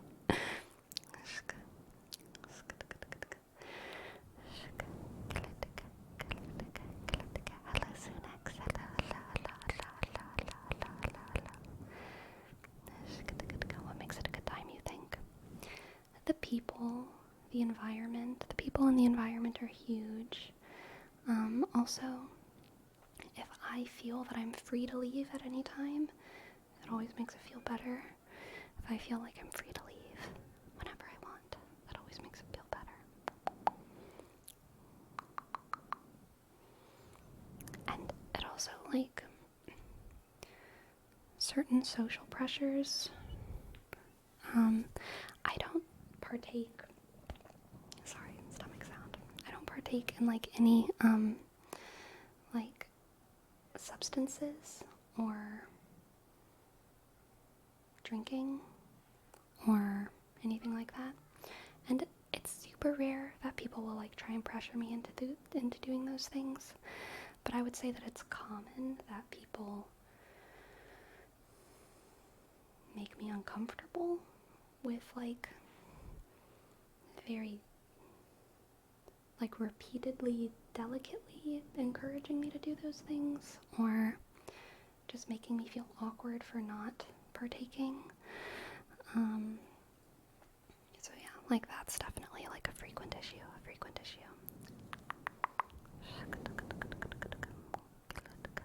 Or, like, when people go too far out of their way to make up for the fact that I'm not drinking by, like, offering me every single drink, like, non-alcoholic drink under the sun. Or they'll be like, I bought this whole thing of apple juice just for you. Like, that does not make me feel good. Now I feel like I have to drink apple juice. Like, what the fuck? I would like to just, like, it's not like I hate apple juice. I'll drink a cup of apple juice, but, like, I would rather just have water, you know? So it's like a whole awkwardness thing.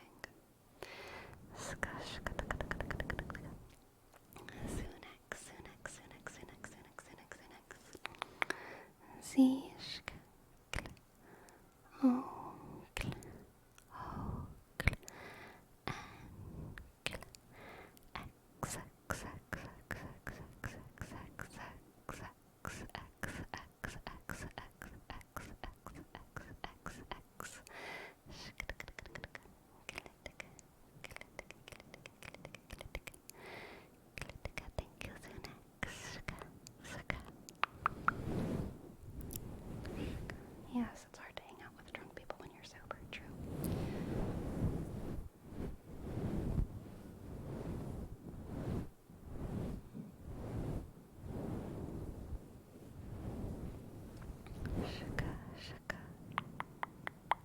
Yes, for Rome, they're definitely doing it with the best of intentions. It just, it still just makes me feel awkward.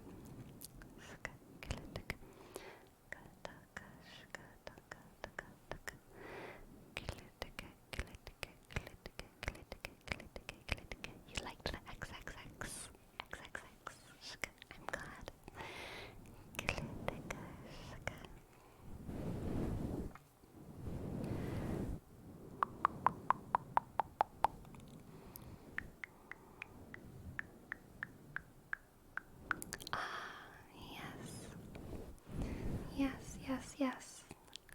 Class, I have an important question to ask you. What is the capital of Wyoming? What is the capital of Wyoming? Why-shk, oh why-shk, is Anne shk so shy? Shk, why oh why-shk, is Anne so shy? Why oh why is Anne so shy? Why oh why is Anne so shy? Why oh why is Anne so shy?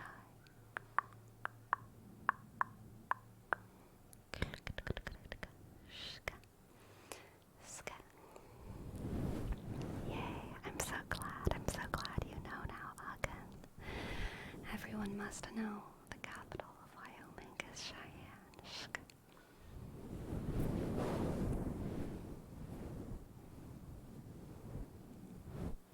You're welcome, Xanax.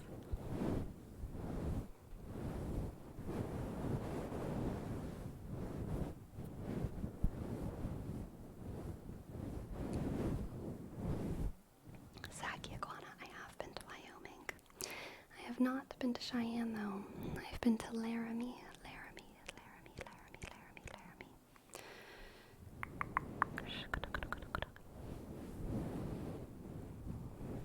Good night, Brent Token. I hope you have fun. Good luck.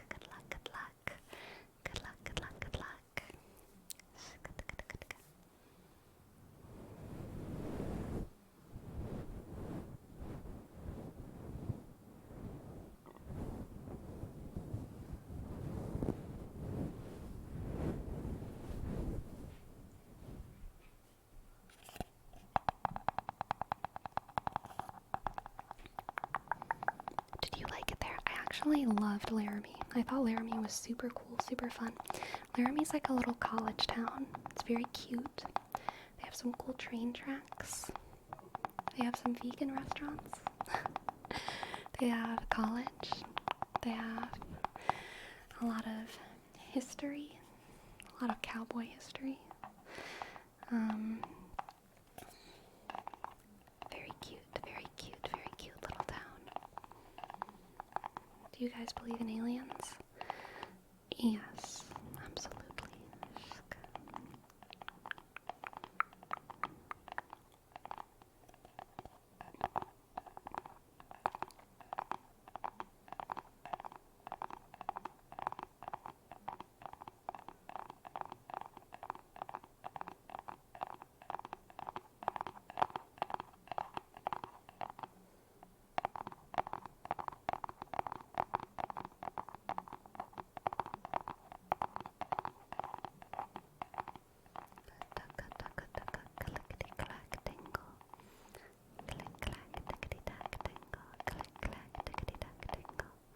I do remember Drifter. I do.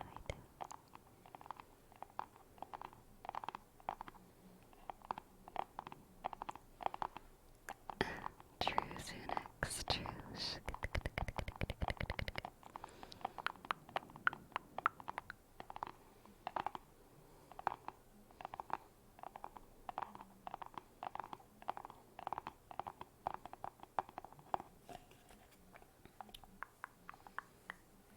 Yaknosa.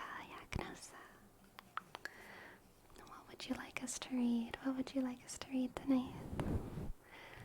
Yaknosa.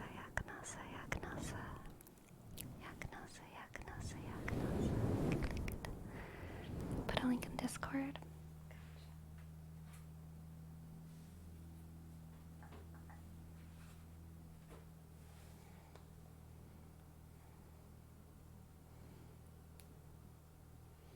Let's see.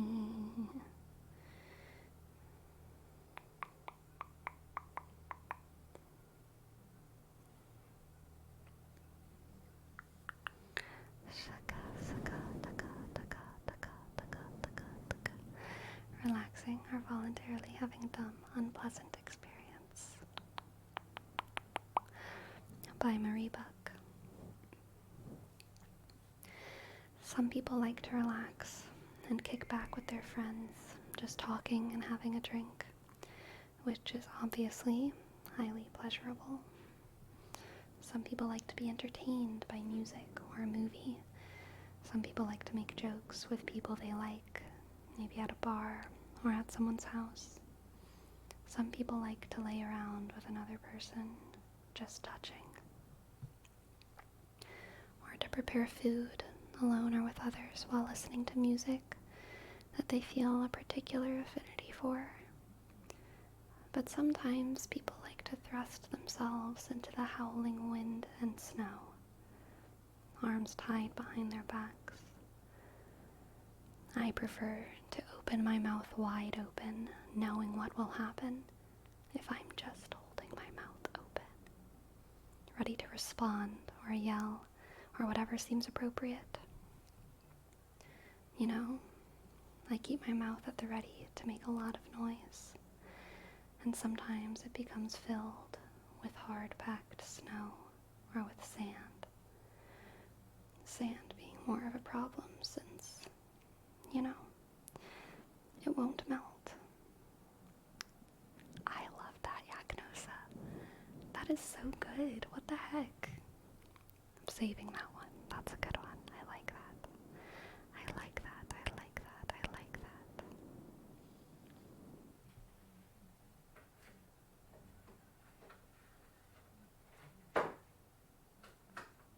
Yes, it feels slightly relevant too to our conversation about socializing.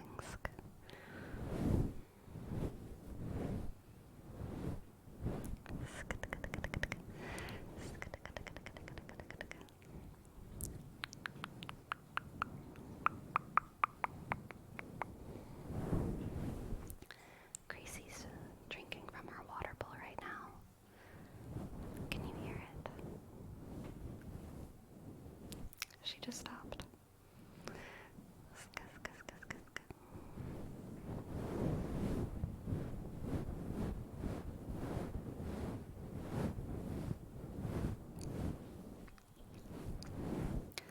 Shaka, shaka, shaka.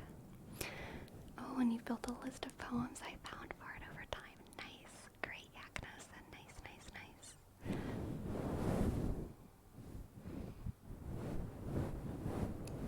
That's good. You have the intel.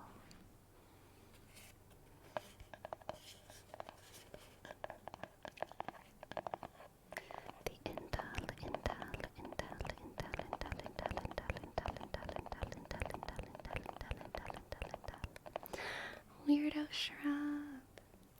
Weirdo shrub. With the tarot redeem. Let us see, let us see, let us see what the cards have for you, weirdo shrub. Okay, JD, okay. We'll do it after this reading.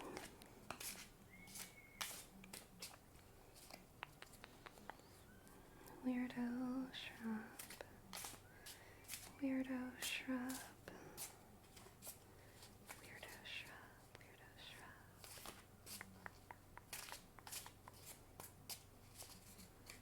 Weirdo shrub.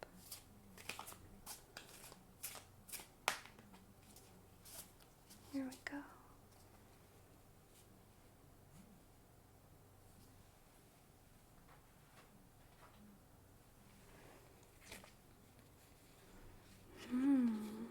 For you, Weirdo Shrub, today we have the 9 of Cups. Capunk, capunk. The 9 of Cups, the 9 of Cups, the 9 of Cups.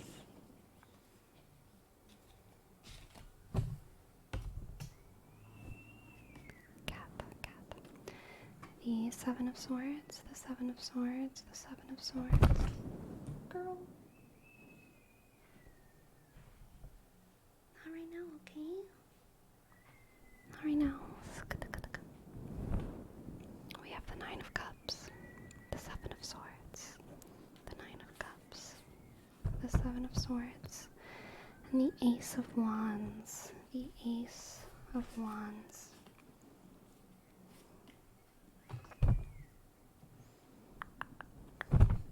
Crazy girl. Stop it, girl. Maybe she's trying to tell me something.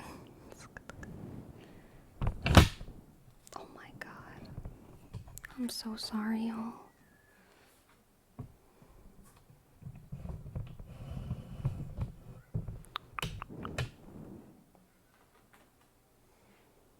Okay.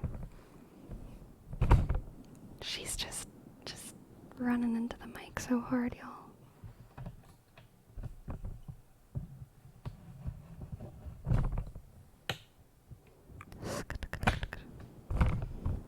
Crazy. Girly.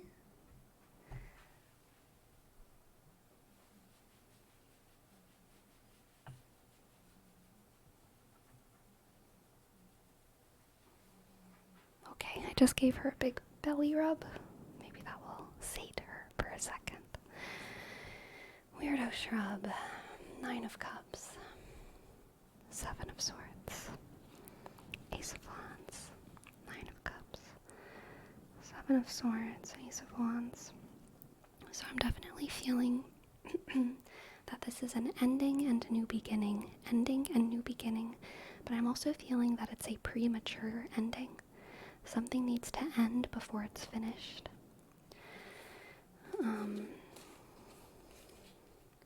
The 9 of cups and the 7 of swords is giving me that like unfinished ending feeling. There's like a destabilization, a lack of balance paired with like a feeling of almost enough. Almost enough. So close to something being fulfilled, and yet it not quite being fulfilled, and like it's been in this ending like early access-ish phase for so long, and it has a lot of reasons that it could work out, but for some reason it just can't make that push into the real world. She is still bonking like a mad woman. So yeah, I'm feeling like this like lack of balance and like this unrequited feeling of unfinishedness. But with the Ace of Wands, we're getting this like pull in another direction. A very strong pull in another direction. Heavy inspiration in another direction.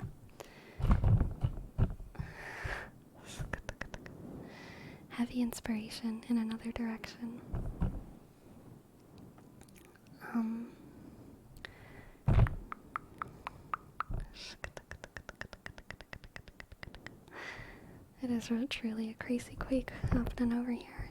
The bonks. Does the order in which the cards are chosen change the meaning of the reading? It can. It really depends for me. Sometimes the order feels relevant, and sometimes it doesn't. Especially if I'm laying the cards out on a table. Sometimes the order and the orientation of the cards feels more relevant. When I'm just holding them in my hands, it doesn't feel as relevant. Although sometimes, whenever I do longer readings on stream, I'll do like 3 cards at a time, and so then like each set of 3, that order will have relevance. But anyway, yeah, so I'm feeling like a sense of unfinishedness and unbalance paired with a sense of inspiration and pull in another direction.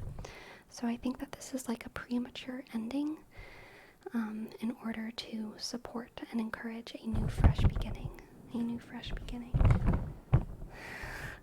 I'm so sorry, y'all. She's really going for it, Nice Sandwich. You are correct. During my break, I'm gonna definitely give her a lot of attention. Maybe I shouldn't, though. Maybe I shouldn't reward this behavior. What if you put the mic down for her to speak? I can't really put the mic down because it's like all like tripoded up here, and like I have wires and stuff. I could like, this is like a twisted on here, so I can't just like pull it off. I would have to like untwist it, and then like the wire would go give them punishment. I can't punish her. I should just ignore it, probably. Ignore it.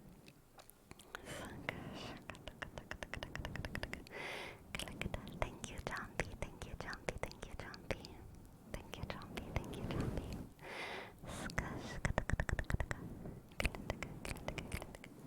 Okay, y'all, I'm gonna take my break now. I'll be back in 5-ish minutes. 5-ish minutes, 5-ish minutes. And I'll see y'all when I'm back.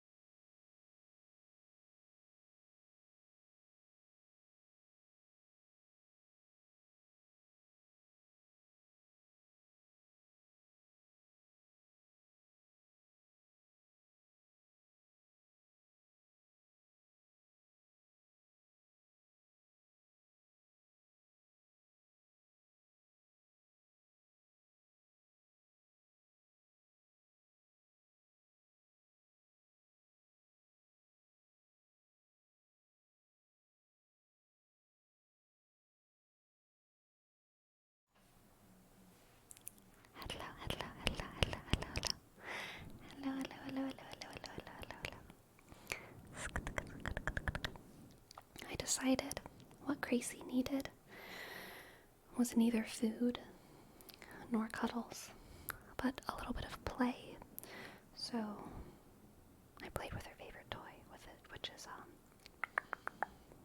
a shoelace. I just dragged it across the ground until she went a little wild and scrambled after it. Girl, no.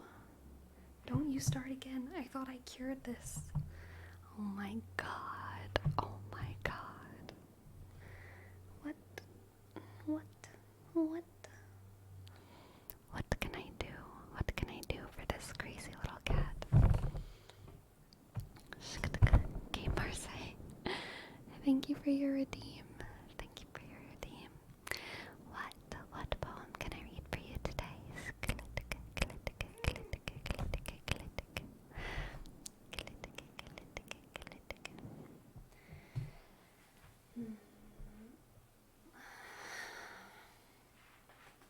Maybe she does want to be in the stream. Is this what you wanted, girlie?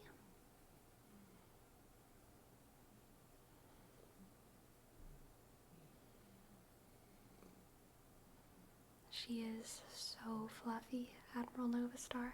She's like 90% fluff. Girl. Did you want to say hi to everyone?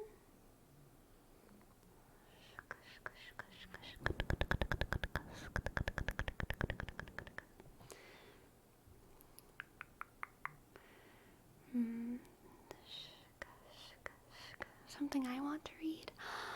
Okay.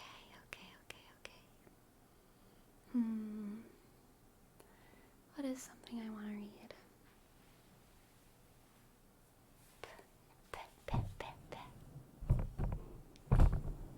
Here in my mouth. Here in my mouth.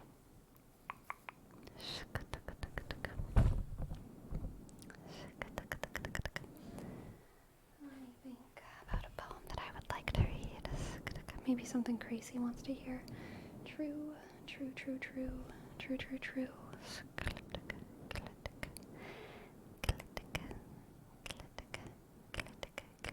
My Cavatunia has the same hairstyle, but multicolored. Nice, Admiral Novastar. Hello, Axandro. Hello. To anyone who's just joining, first of all, sorry for my refrigerator noise. Second of all, sorry for my cat who keeps bonking my tripod.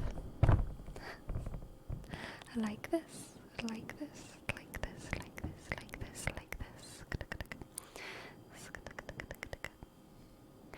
What do I want to read?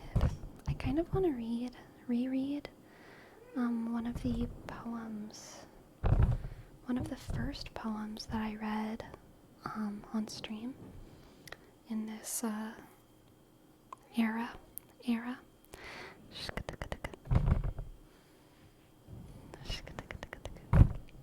Because I really liked it. This is Music Swims Back to Me. Music Swims Back to Me by Anne Sexton. This is one of the poems that I saved from the ones that I read. It's about dementia, and it's sad. Wait, mister, which way is home? They turned the light out, and the dark is moving in the corner. There are no signposts in this room. 4 ladies, over 80, in diapers, every one of them. La la la. Oh, music swims back to me, and I can feel the tune they played the night they left me in this private institution on a hill. Imagine it. A radio playing, and everyone here was crazy. I liked it and danced in a circle. Music pours over the senses in a funny way. Music sees more than I. It remembers better. Remembers the first night here. It was the strangled cold of November. Even the stars were strapped in the sky. And that moon too bright, forking through the bars to stick me with a singing in the head. I have forgotten all the rest. They lock me in this chair at 8 a.m., and there are no signs to tell the way, just the radio beating to itself, and the song that remembers more than I. Oh, la, la, la. The music swims back to me. The night I came, I danced in a circle, and I was not afraid. Mister?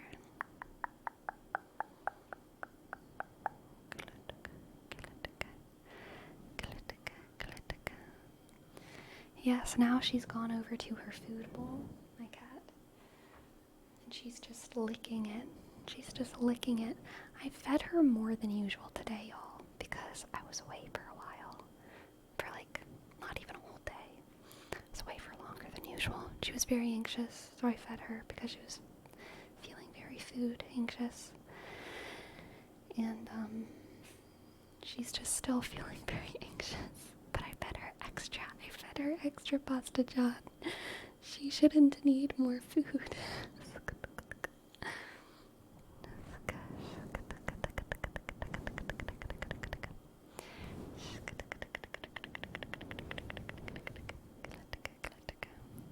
True, Kumar say, true. Rosa, Rosa, Rosa with the tarot redeem.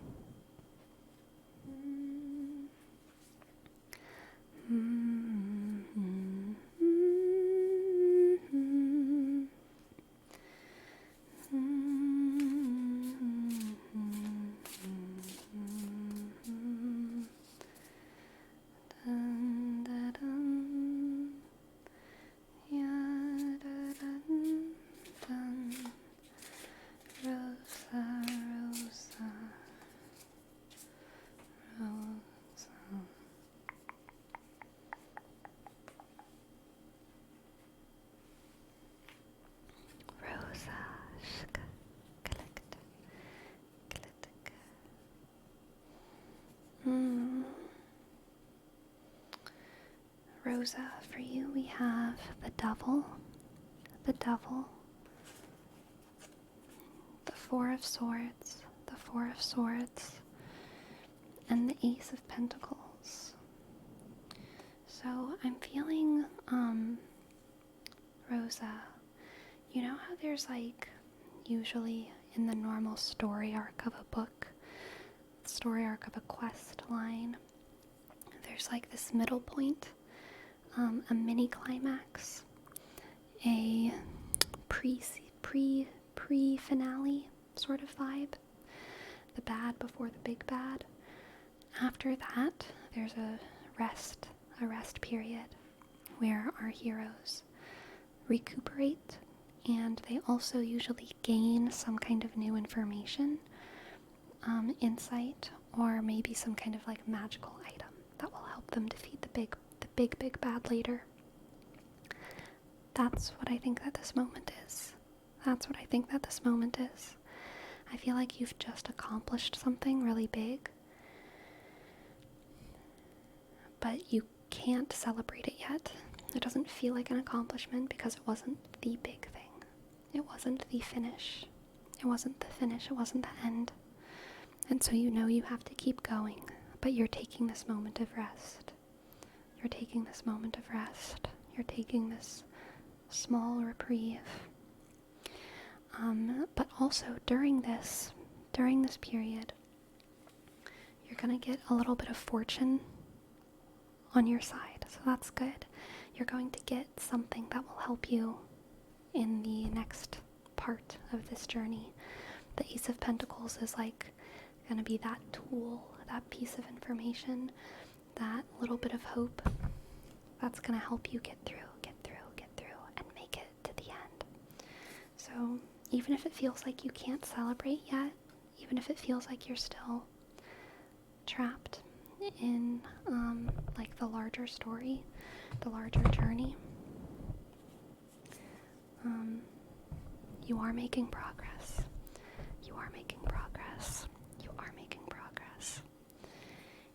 So enjoy your rest. enjoy your rest. Recuperate, recuperate, recuperate, recuperate. And, stay safe out there. Stay safe out there, Rosa.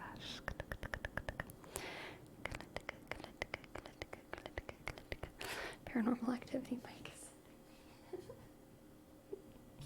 It's my cat. It's my cat. She keeps bonking it. She's just a little bonker tonight. She's just a little bonker, a little mic bonker.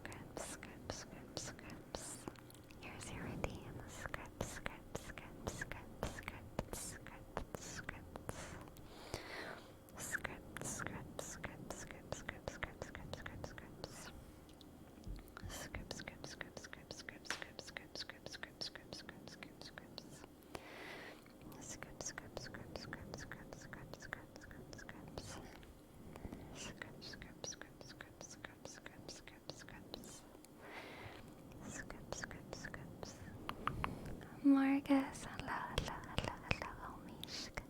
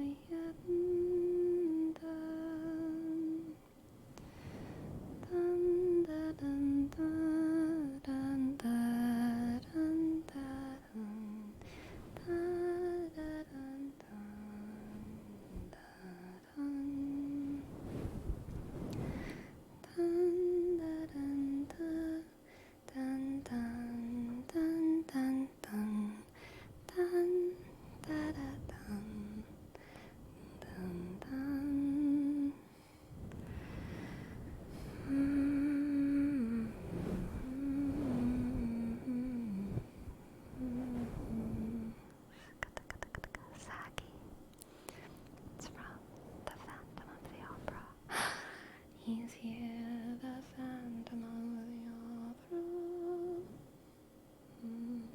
The Phantom of the Opera. Don't say his name. He's here. The Phantom of the Opera. Man, humming like this is really hard. You sing a little bit, a little bit, a little bit, a little bit. I did like the 2004 movie, Saki. I did. Shka, shka. It was probably pretty formative for me, honestly. I'm doing great today, Pasta John. Thanks for asking.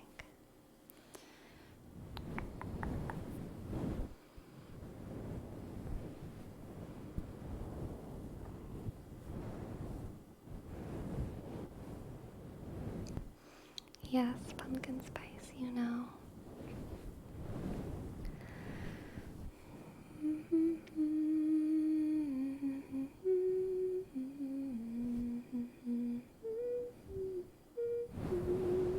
That's hard to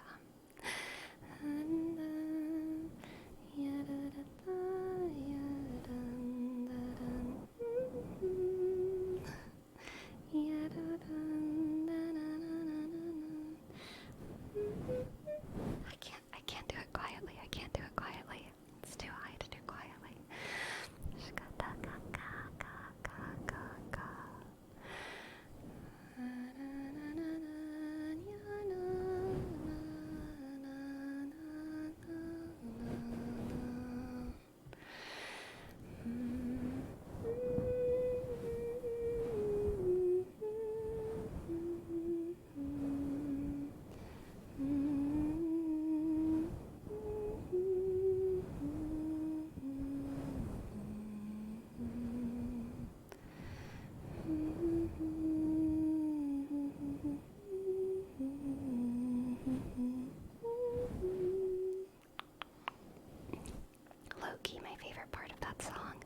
is the arpeggios in the back.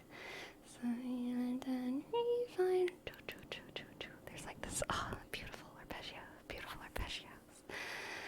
Oh, I love the background of that song. You know Darko, you know Darko.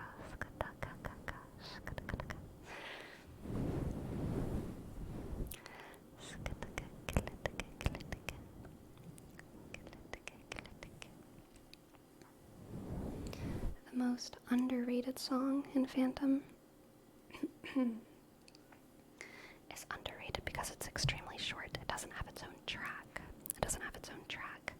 It's kind of subsumed into,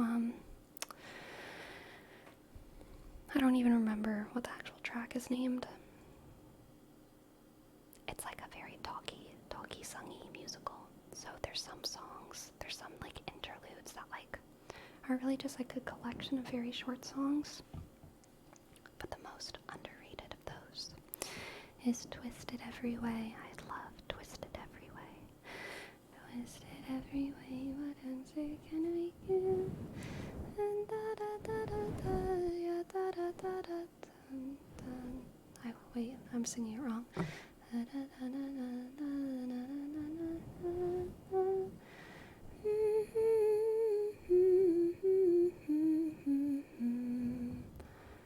Can I betray the man who once inspired my voice? Do I become his prey? Do I have any choice?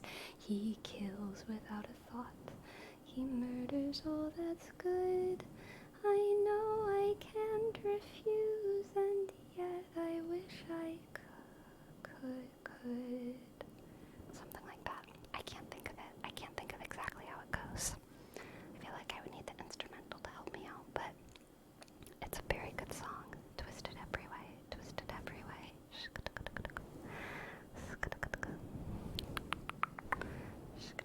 Social anxiety fears you.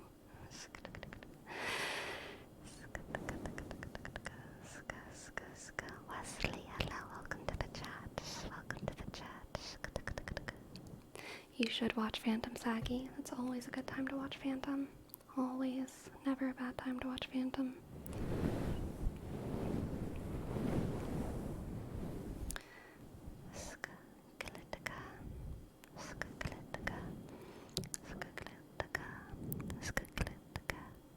Do you like singing along to the movie? Of course, but only if I'm by myself. If I'm with other people, then I'm not going to ruin their experience of the movie, you know what I mean?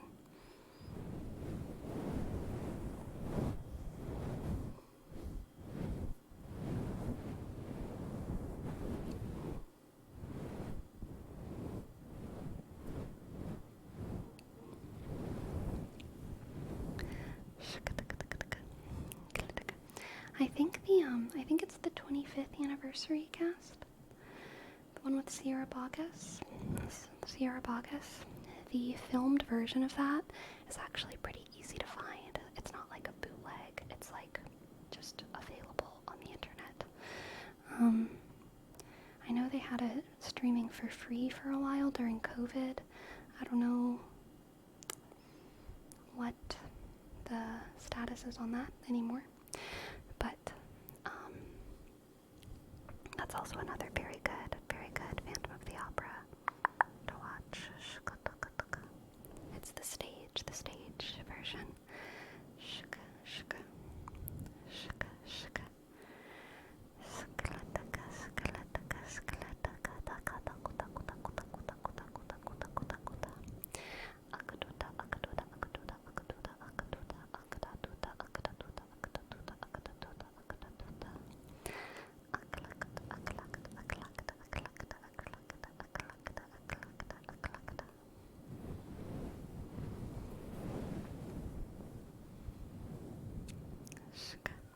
I'm sad about it too, Kafka.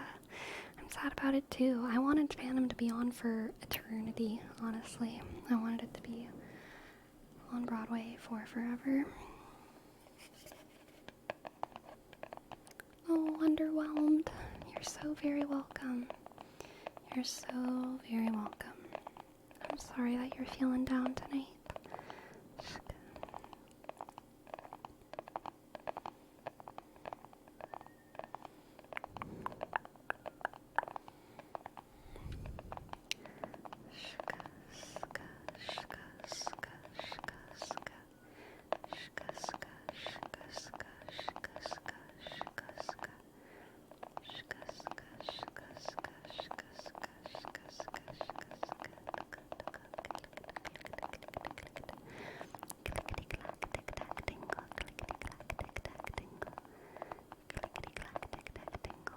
Saggy.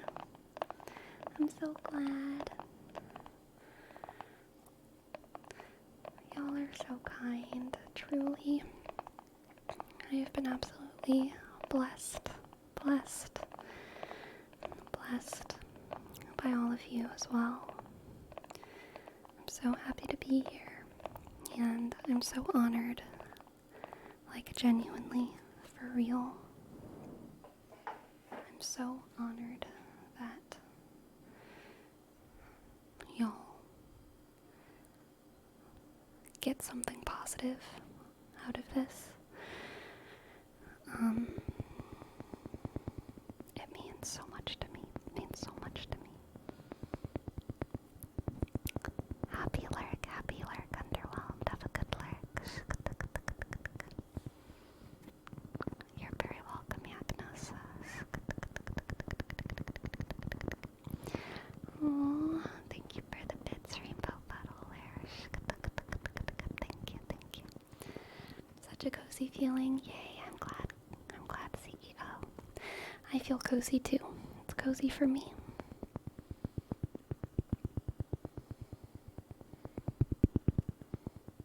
I've been waiting for 86 years. Okay, JD. Relax with all of that, alright?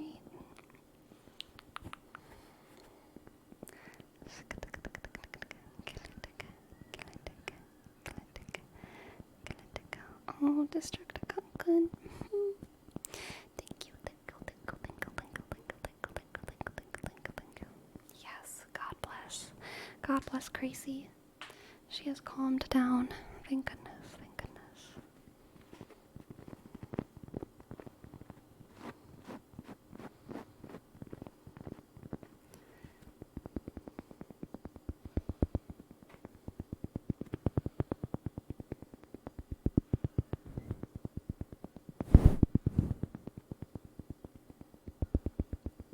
The coziest. Ah, Jerome, thank you. You flatter me.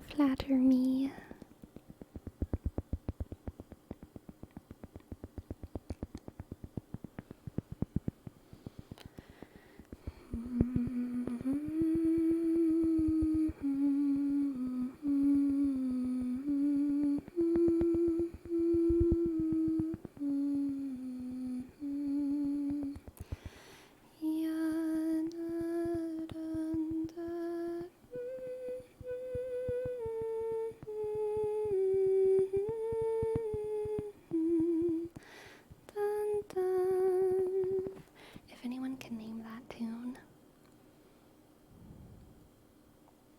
you're special. Dun, dun, dun, dun, dun, dun, dun, CEO. Dun, dun, dun, dun, dun, dun, dun, dun, dun, dun, dun,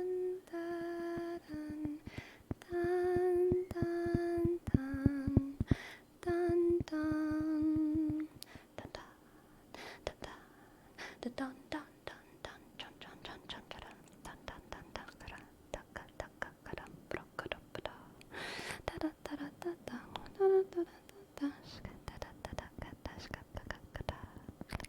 Yes, it's Lion King. Lion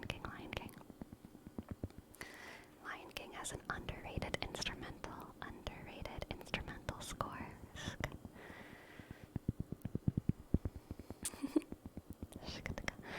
We do be breaking it down a little bit.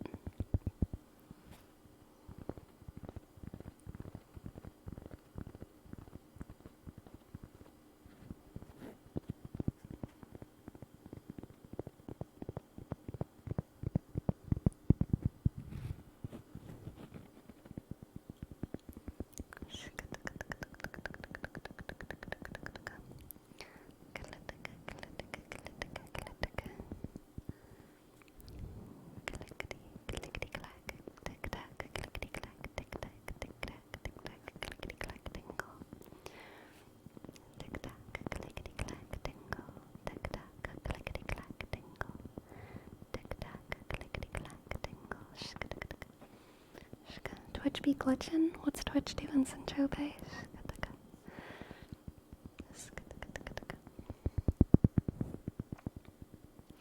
Hey Dragon, how are you doing? How are you doing tonight?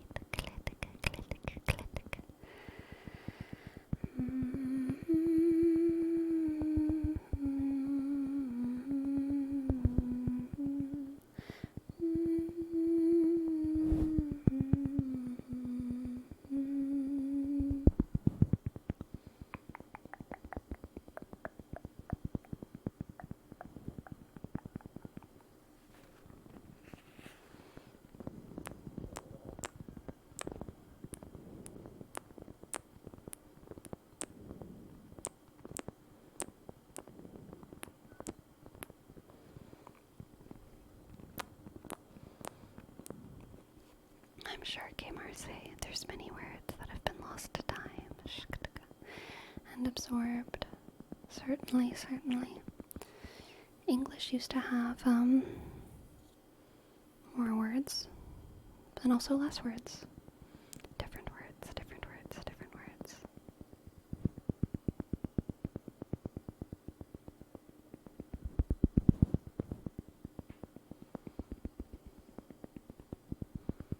English used to have more versions of you, but we lost it.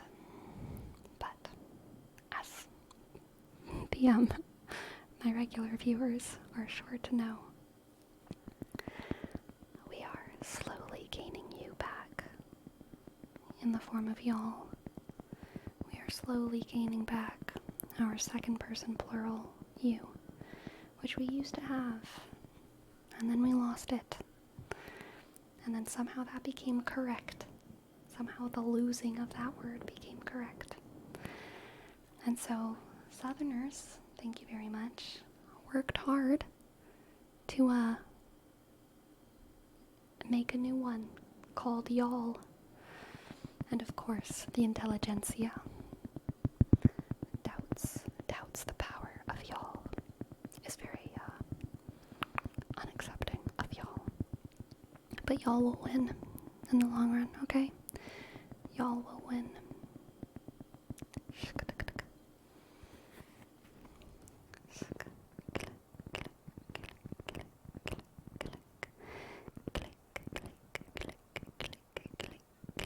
Don't doubt y'all's power. True, Kafka.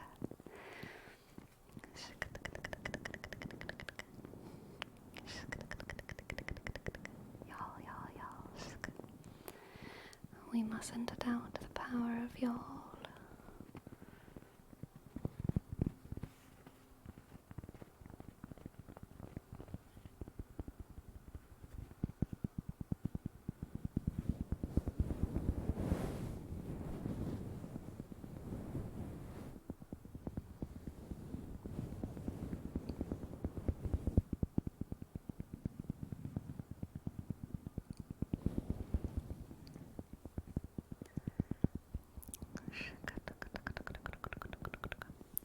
The religion of y'all.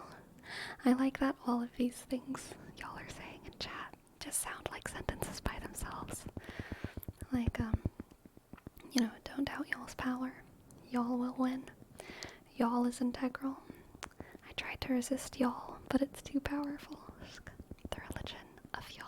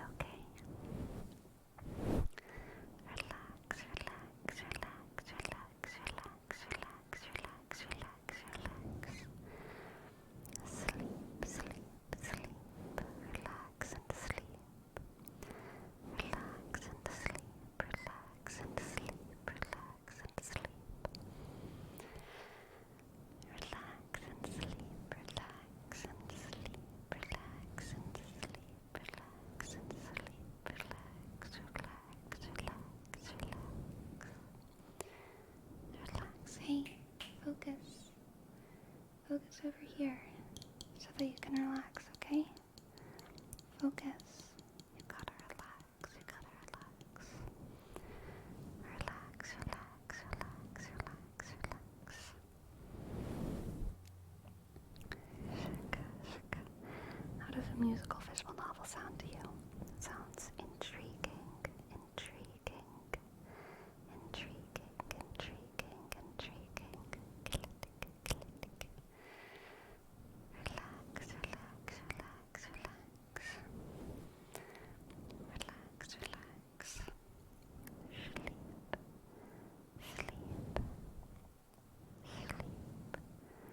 sleep, sleep, sleep, sleep, sleep, sleep, sleep.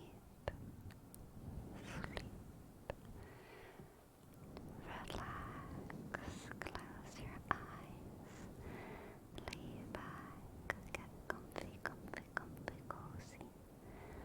Comfy, comfy, comfy, cozy, comfy, comfy, comfy, cozy. Shika, taka, taka, taka, taka, taka, taka, taka. Shika, shika, taka, taka, taka, taka.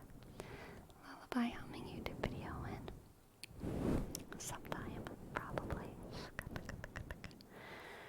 Shika, taka, taka, taka. I'll probably do that sometime. Shika. Hey, focus, focus, focus right over here, okay? Focus right over here. Focus right over here. Focus. Focus on getting tingles. Focus, focus. I need all of your attention. I need all of your attention. I need all of your focus. Focus. Focus, focus, focus, focus, focus, focus, focus. Hey, pay attention. Pay attention. Pay attention. If you don't focus, how will you ever relax? Relax. How will you ever sleep? Sleep, sleep, sleep. Sleep, sleep, sleep, sleep, sleep. Relax. Sleep,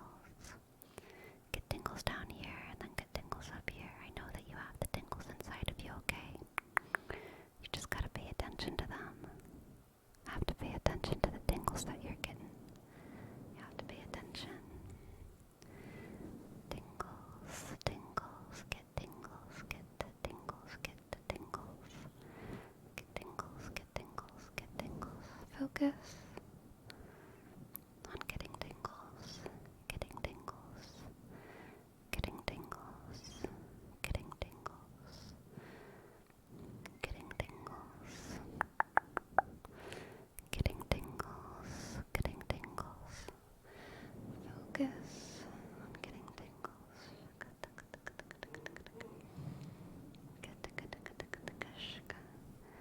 Ska, ska, ska.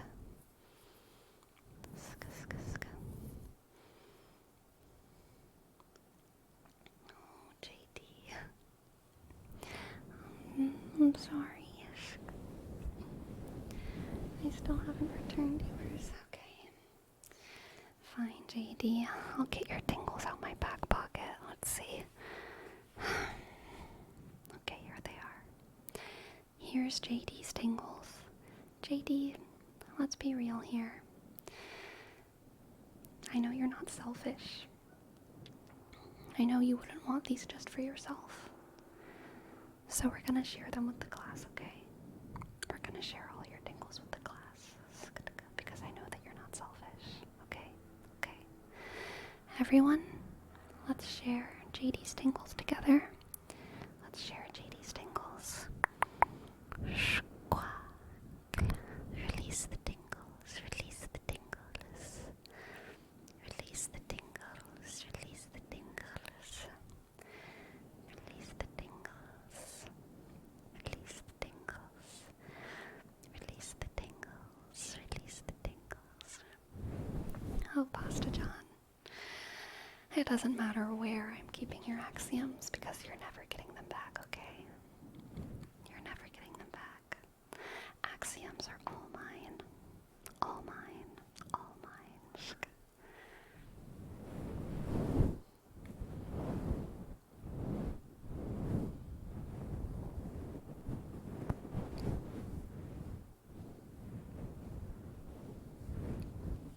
You don't even need to worry about it, Mystic Toad.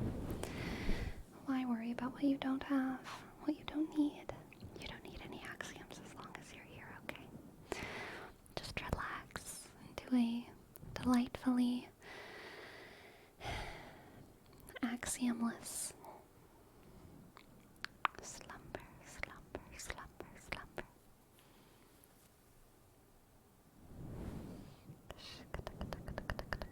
Our axolotls. Axolotl, axolotl, axolotl, axolotl, axolotl. Axolotl, axolotl, axolotl, axolotl, axolotl. Axolotl, axolotl, axolotl, axolotl, axolotl.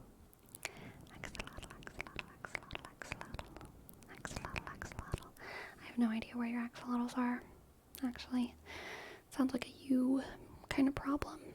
Maybe if you focused on your own pet, then you would know where your axolotl is, okay? It's the kind of thing you should pay attention to, don't you think? You should pay attention to where your axolotl is. If I stole your axolotl, that's on you, okay? That's not me. I shouldn't be that powerful. I should not be that powerful. Axolotls, that's so cute, Mystic Toad. Axolotls, axolotls, axolotls, axolotls, axolotls, axolotls. Axolotls, axolotl, axolotl. Axolotl, axolotl, axolotl, axolotl, axolotl, axolotl.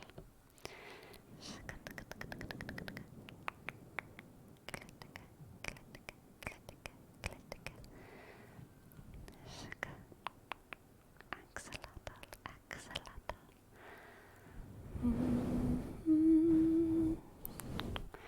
Shaka, shaka. Your old roommate kept axolotls. Nice, nice, nice, nice, nice, nice, nice. Well then, their fault. Their fault. Their fault.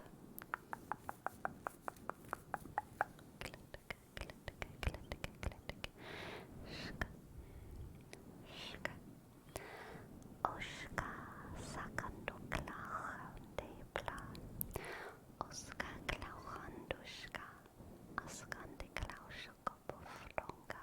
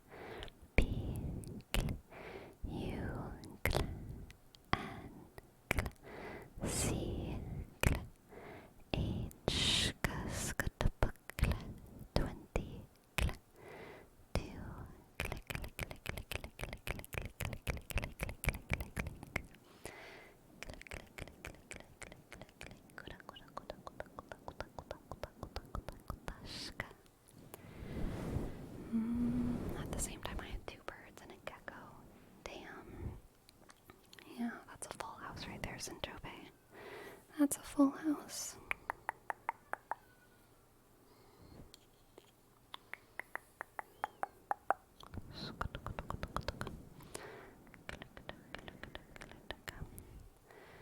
Moth, or any other words with the kind of moth, moth, moth, moth,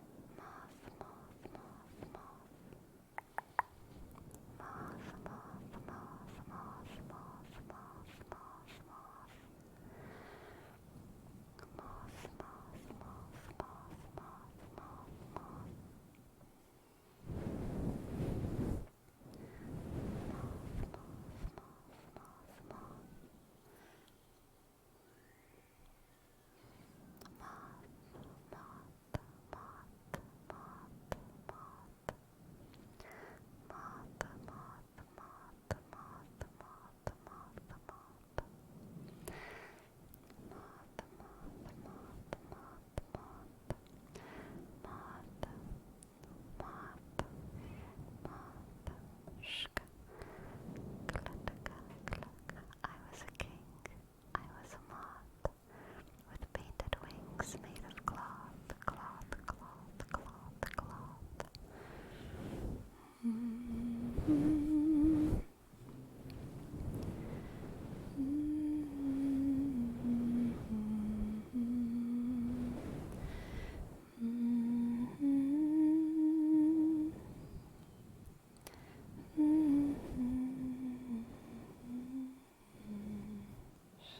Sadly alters.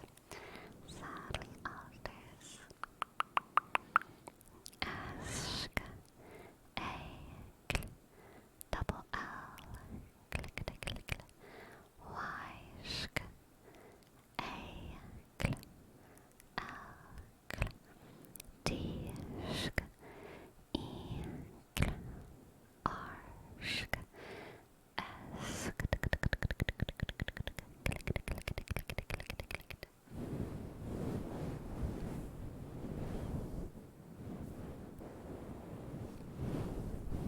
Oh, 8 minutes. 8 minutes, juice box apple. So close, so close, so close.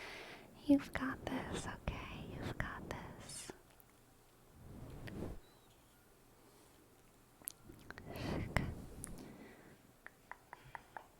Centrope, Centrope, Centrope, Centrope. Focus. Focus over here, Centrope. Focus over here. Shka. S. Kl. I. Kl. N. Kl. Hey, pay attention. C. Shka. H. Kl. O. Click. B. Kl. E. Sk. Cut, cut, cut, cut, cut, cut, cut. Cut, cut, cut, cut, cut, cut, cut, cut, cut, cut, cut, cut, cut, cut. Oh, I have a sneeze in my nose. Okay, I got it. I got it. I survived. I survived the sneeze.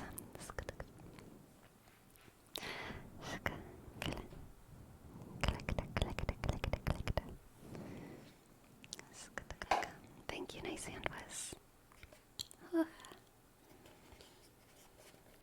Thank you, Axe and Josk.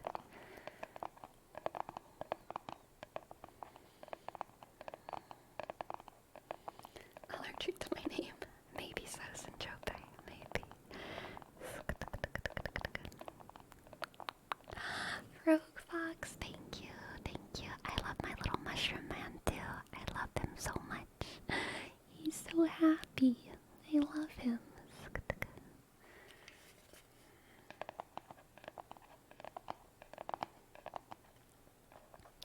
True, nice hand was. There are a few things to rival a great sneeze. Do your mushrooms love you? Probably. Probably so. I don't see why they wouldn't. I don't see why they wouldn't. Oh no, Mystic Toad, you don't like sneezing. I'm so sorry. I'll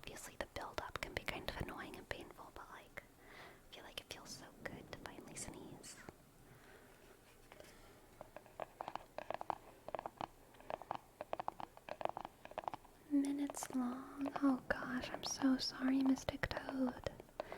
That sounds rough.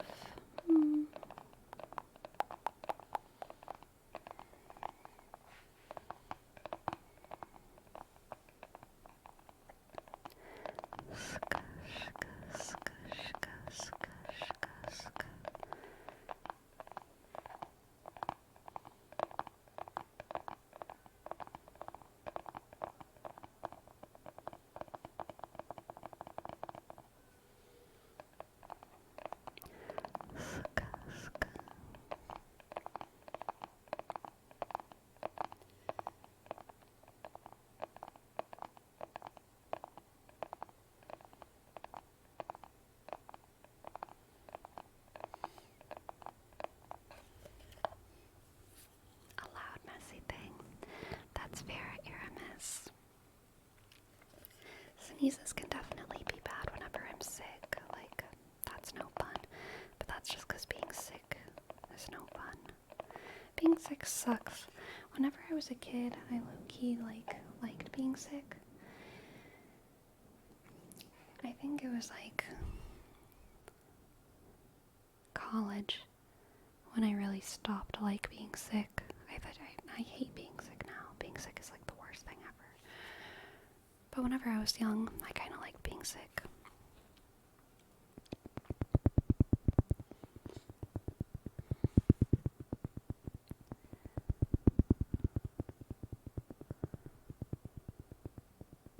Exactly, Mystic Toad.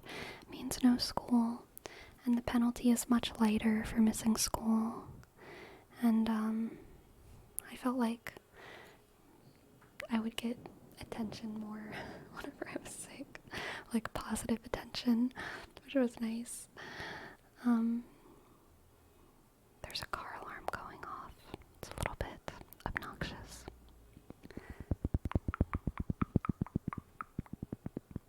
Yeah, Rogue Fox, you get it, you get it, you get it.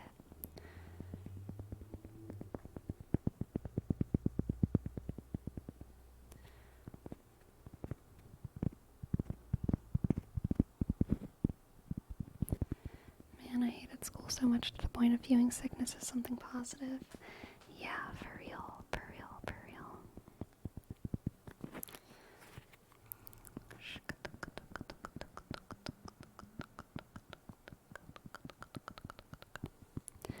I usually liked being sick, but I got the flu for my entire winter break in middle school, and it was the worst. That does suck. Getting sick during a break is never fun, because it's like you finally don't have school. You want to be out enjoying yourself. But then you're just throwing up all the time. No good. No good.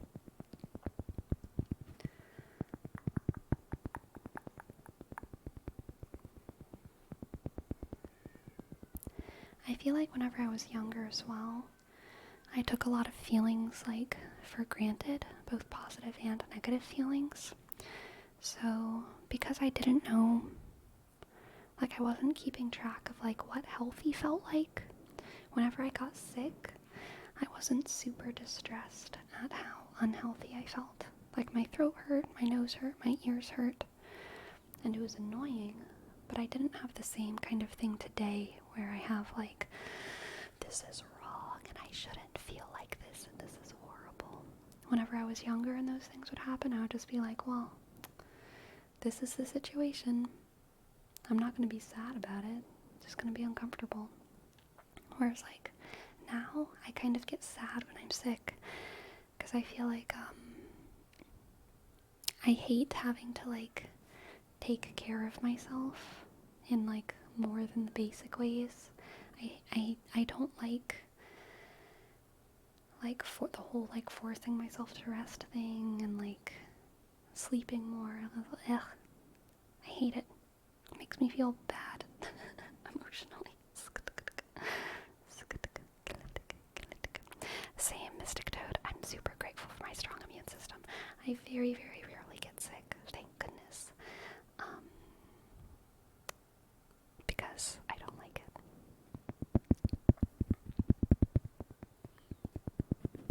Hello, Alex B. Hello, Alex B. Welcome.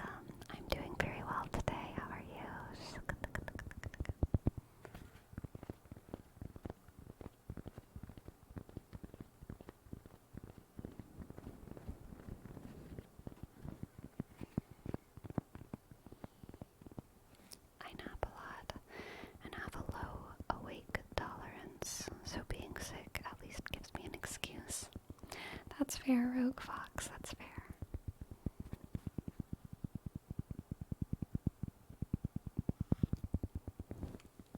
Alex B, that sounds terrible. Oof, just sickness after sickness. I had like 1 year where I kind of had that in college and it was no good, no good. Hello, Dibs, welcome to the chat,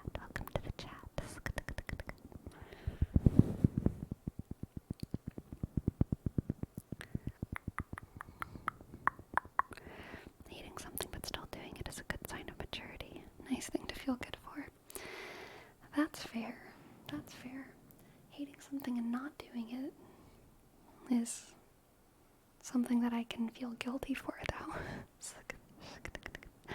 About to turn this 25-minute drive home into 12-minute one real quick. Damn, Juicebox Apple, you stay safe on them roads, okay? You stay safe. Stay safe. Don't go too wild. Don't go too wild.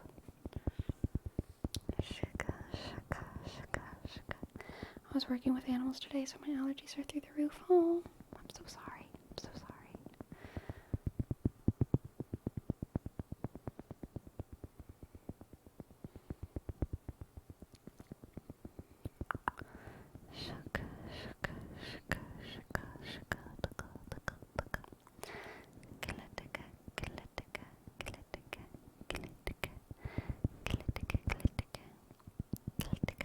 Going to a concert?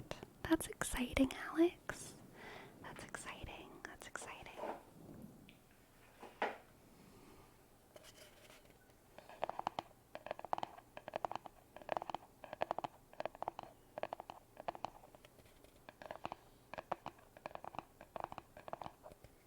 You know, Alex, you bringing up concerts is making me think back to a little discussion that we were having earlier on in the stream, where I was talking about how I don't like going to the movie theater. It's not my scene, not my vibe. But it's also kind of inconsistent with myself because I love going to the theater. I love going to the theater. I love seeing plays and seeing musicals. And I do not get the same kind of social anxiety from those kinds of events, which is weird.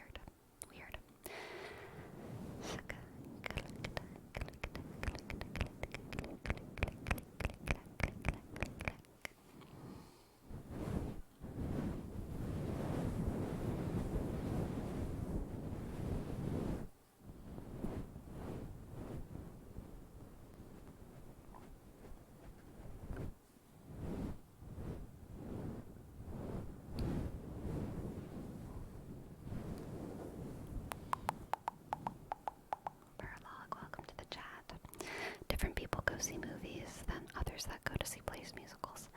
You know, that's super fair. Super fair. Very different crowd. Yeah, that might be part of it, for sure. Yeah, I'm going with my best friend. My first non-family concert. Oh, nice.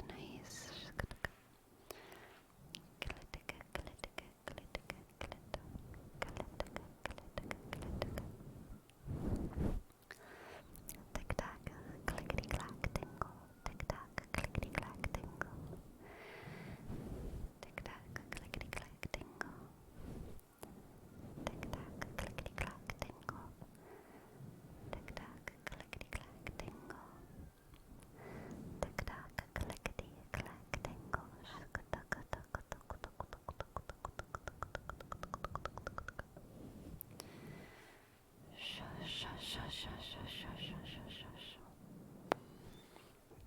Bubble bath. Bubble bath. Toasted coconut. Hey, focus. Get your toasted coconuts out of the bubble bath. They don't belong there. Get your toasted coconuts out of the bubble bath. They don't belong there. Get your toasted coconuts out of the bubble bath. They don't belong there. I also feel like the theater is quieter than movies. Yes. God, yes. So true. So true. Destructive content. Movies are so loud.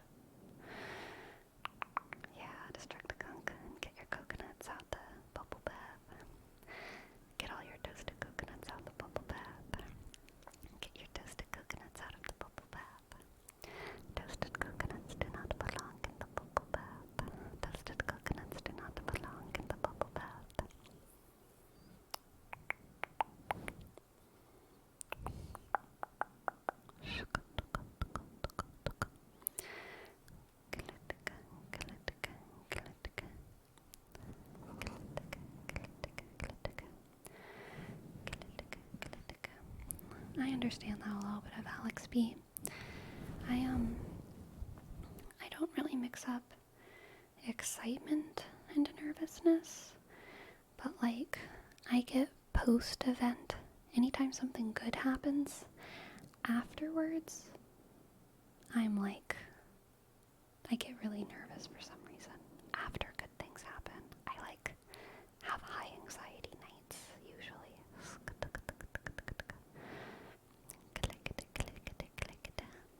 You got it, all works. Freaky frog, freaky frog. Freaky frog, freaky frog, freaky frog, freaky frog, freaky frog. Freaky frog, freaky frog, freaky frog, freaky frog. Freaky frog, freaky frog, freaky frog, freaky frog, freaky frog, freaky frog. Freaky frog, freaky frog, freaky frog, freaky frog. Freaky frog, freaking frog. I'm glad you like it. That works. Freaky frog, freaky frog. Freaky frog, freaky frog, freaky frog, freaky frog, freaky frog, freaky frog, freaky frog. I saw Spider-Man Across the Spider-Verse in theaters, and it was a bigger audience, and it was fun to hear the audience reaction to stuff. It had been a while since I've been to the movies with more than like 10 people in the theater. Yes. Active audiences are always interesting. What's crazy is like, as a theater person, it's amazing how different audiences are, like every night during the run of a show. Different audiences, even if they're the same size, 100 people, 500 people, whatever. If the theater is maxed out every night, whatever the capacity of the theater is, the audience will be so different from night to night. Some audiences will laugh at completely different jokes than the audience of the night before. And it's not just one person, it's everyone, because of like the crowd mentality, which is just crazy. It's crazy, but it's real. And then some audiences are just like super quiet. They don't laugh. They don't clap. They're just super quiet. And then other audiences are like super boisterous. They laugh at everything.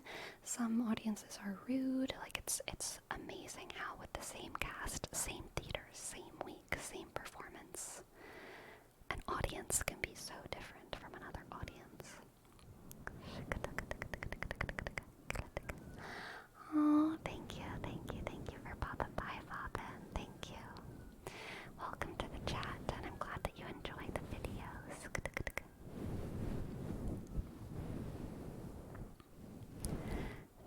You're very good at alliteration too. Thank you, no works.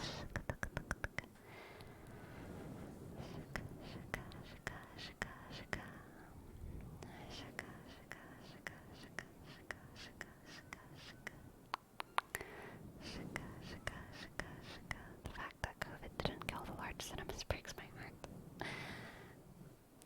Yeah, I kind of feel the same, Jack.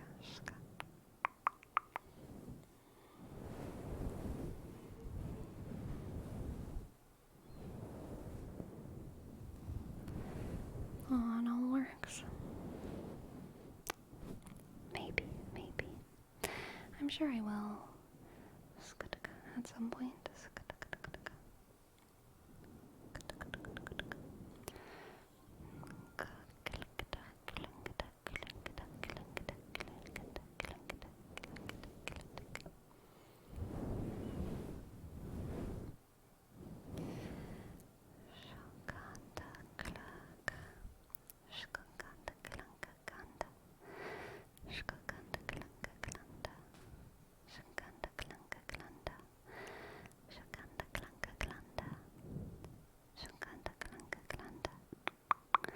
Gotta take your movie experience with a side of hot dog, onion, stench, and some rando in a Pepsi bottle and rolling it down the aisle.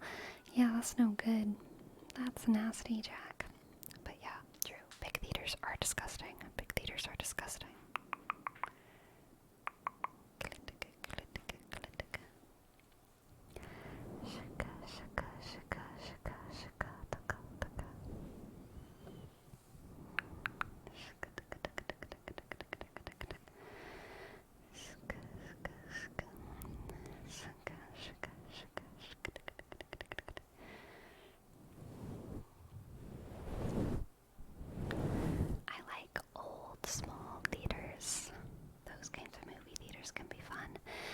going into a movie theater like that, oh, sorry for the bonk.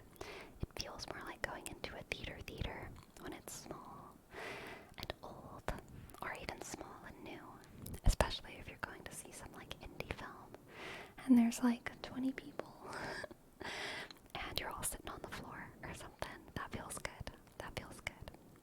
I don't mind going to those kinds of movie theaters, but yeah, the big movie theaters, I was about to say I've never liked them, but when I was a kid, I actually did like them. I liked going to the movie theater. I loved going to see all the Harry Potter movies and Narnia and Pirates and Lord of the Rings and everything else. I think the movie theater anxiety started during college at some point.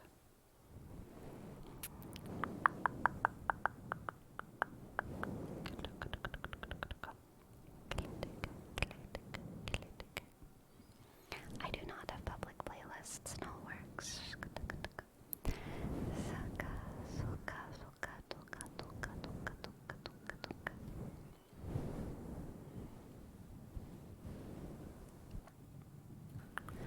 I go there if it fits the film. If it was shot in a certain way, I'll see it in a way. It's just to be seen. Yes. I feel that, Sanjobe. I always feel like media should be consumed in the way that it's supposed to be consumed. And I also feel that way about stories. I think that stories should be shared. Unthoughtful abuser. Welcome to the chat. Hello. Thank you so much. Thank you. I feel like stories are 9 out of 10 times best presented in the way that the creator of the story originally created it. This is why the book is always better than the movie. I really don't like the convention that if a book is good enough, it gets a movie. I think that sometimes books are best as books. Books are best as books, and it is not an elevation for something to be a movie. It is just a different medium. It is not a better medium. It is only more accessible. Like, that's the only difference, or the only, like, difference that's relevant to this conversation.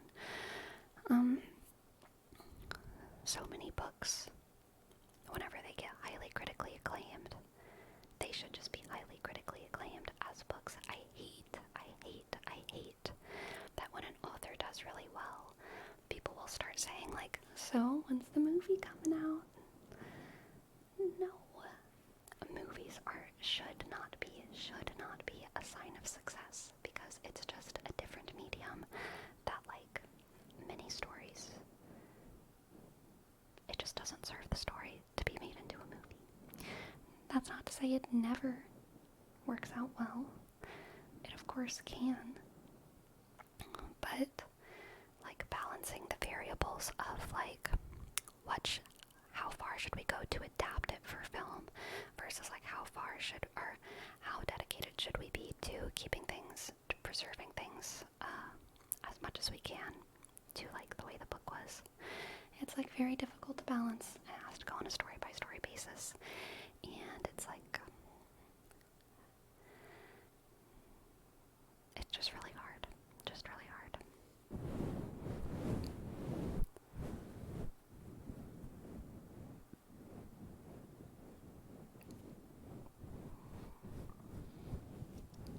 Oh, does he destruct a Kankan?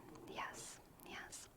I think sometimes when you read a book too, even if there's some scenes that play out in your head where you're like, oh my god, I wish I could see this as a movie. Oh my god, I wish I could play this as a video game. Oh my god, I wish I could see this as a stage play. Even if there's certain scenes like that, it doesn't mean that the whole story would be good like that. But sometimes it works out. It is a process that has to be so carefully done that I don't think it's worth it most of the time. And, well, I know it's not worth it most of the time because so many film adaptations have been created failures. So many good artists, good actors, good directors had all of their hard work become basically unprofitable for them in the end because they were doing an impossible task, which is turning something into a movie that shouldn't be a movie. And that sucks. That sucks for them.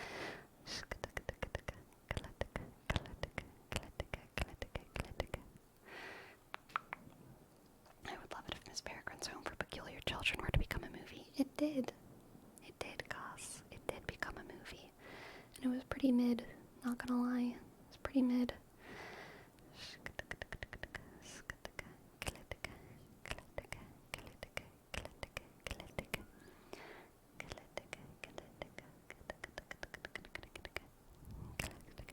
Yes, a thing like Jack, I remember feeling like I had to apologize for so many film adaptations whenever they came out for my favorite books, Aragon being one of them.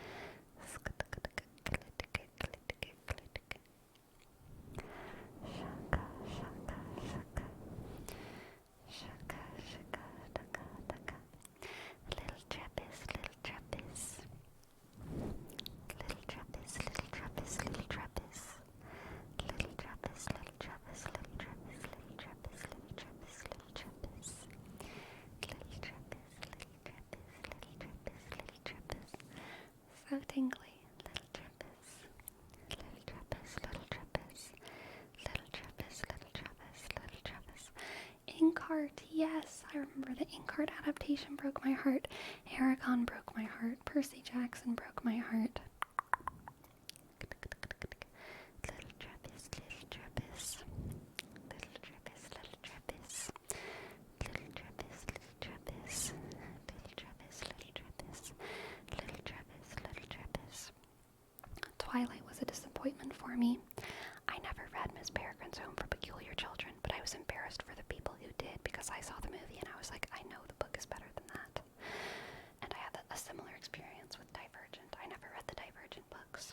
And I know they're not like highly acclaimed literature, they have their issues, but like I remember feeling embarrassed for the people who did read the book and who did enjoy the book because the movie was so mid.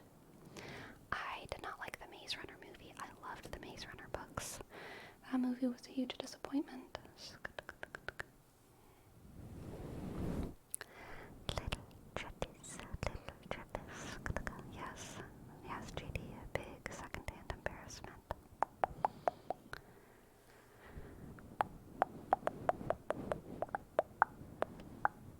Yes, Rogue Fox. I think that there's definitely an argument to be made that, like, some of the, like, that, like, keeping things as close to they are to the book is not the solution to this problem. Over-adapting it is probably not the solution either, because at that point, just make a different movie. But, like, if the story is really good, and the story is a book, if the story is really good, and the story is a book, then that means that to keep it really good... Oh, sorry. I'm getting too intense bunking my own mic. To keep it really good, if you're going to turn it into a movie, you have to change things. Because, like, because if it's perfect as a book, it's not going to be perfect as a movie. Because they're different mediums. They're different mediums. And it's not like movie is like level 2 book. It's just, it's so different. It's so different. So, knowing how to adapt things is very difficult, very difficult.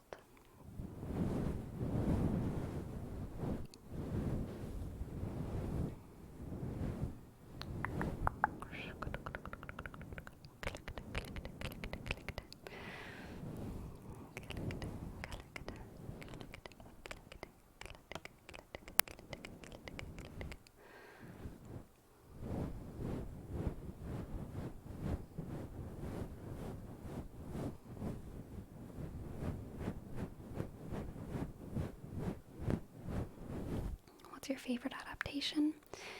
In recent years, definitely Lord of the Rings. I think the Lord of the Rings trilogy did a really good job, especially the first movie, Fellowship of the Ring. very good. It's not exactly like the book, but it's very good. It's good in its own right.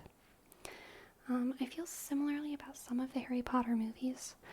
A lot of the Harry Potter movies, good books and good movies. None of them were exactly one-to-one of the book and the movie. But Lord of the Rings is pretty good.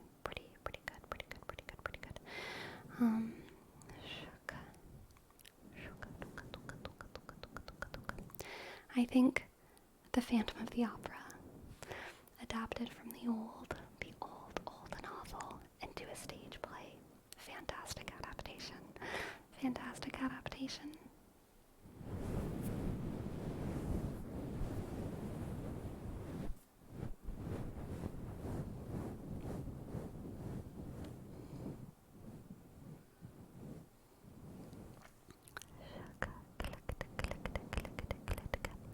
I think The Haunting of Hill House, which has been adapted many times over the years, has generally been adapted well.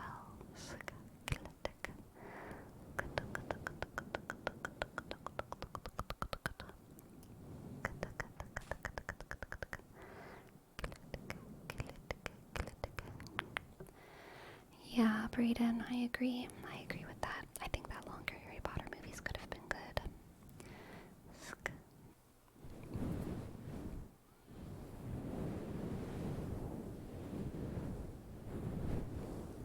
And I also agree with that, Rogue Fox.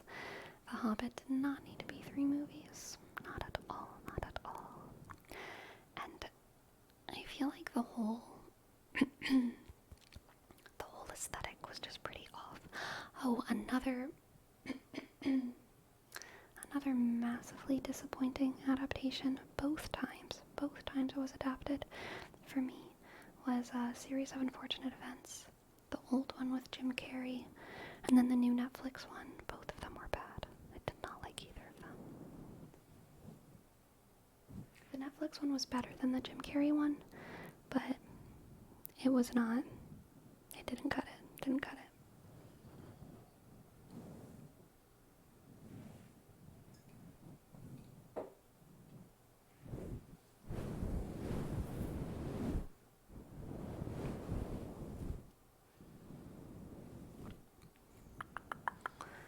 You think they did Dune well, Sinchope? I haven't seen or read Dune, but good to know. Good to know.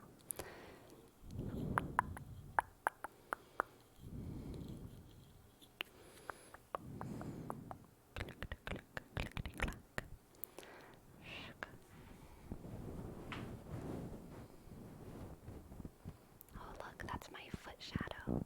Hello, foot.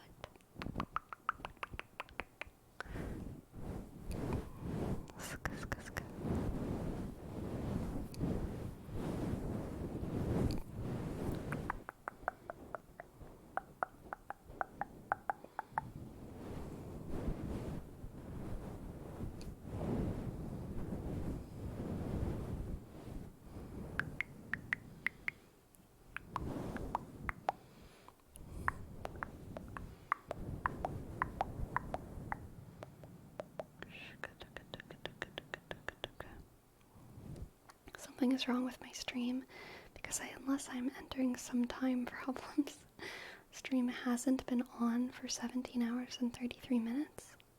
Twitch bugged. Am I here? Am I here? Can y'all see me? Am I here? Do I exist?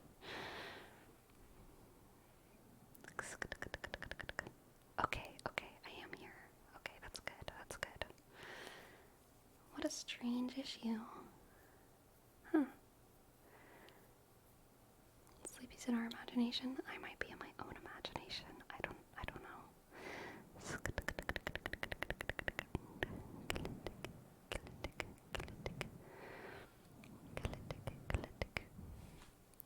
Retro, hello, welcome to the chat. I feel like live action Hobbit loses some of the impact of the meaning. The dwarves are fighting the whole time. Yes. Ruins the message. They're supposed to be cowards. It makes it more meaningful when they stand up. Yes. I feel like a lot of opinions there, and I should just stop before before it gets out of hand. I agree with you, Rogue Fox. I think the the vibe of the Tolkien Hobbit was so like lovely and childlike and mystical and still gritty and sad, very sad at moments, but it had this like very interesting feel and vibe to it. And the adaptation felt like too colorful and also too violent, it was both too adult and too childish. It was weird. And for both of the Series of Unfortunate Events adaptations, I feel similarly. The books did not feel circusy to me, but both of the adaptations felt circusy to me. There was like a clownish feeling to them. And I didn't like that. I didn't like that clownish feeling.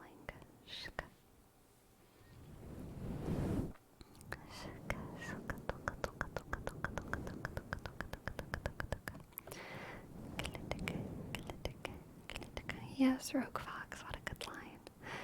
For a moment, I wondered if I'd ever see my home again. I wondered if I even wanted to.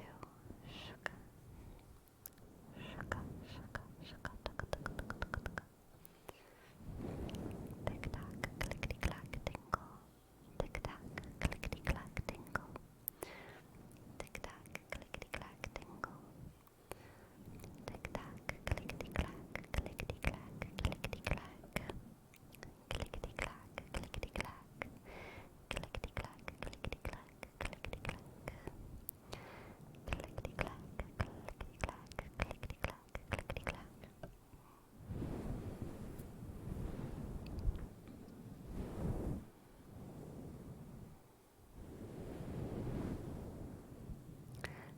clickety-clack. You got it, Pearl.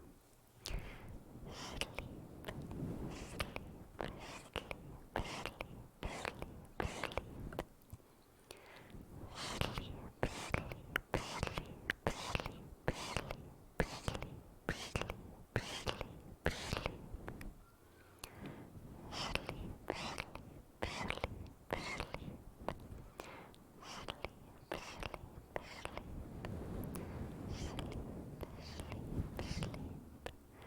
sleep, sleep.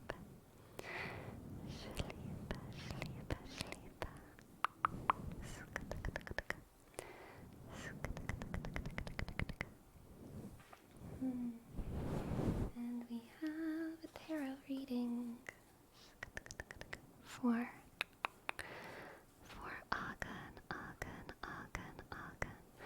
Agan, of course you deserve it. And Roba, welcome to the chat. I have neither read nor watched Wheel of Time. Agan.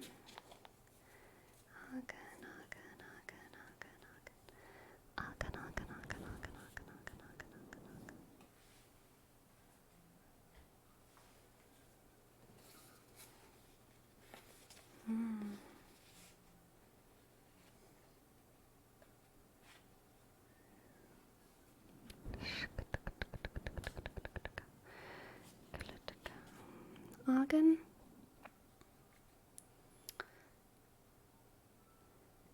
You're a little bit correct. It's not exactly the most optimistic reading. It's not bad though. It's not bad. It could be much worse.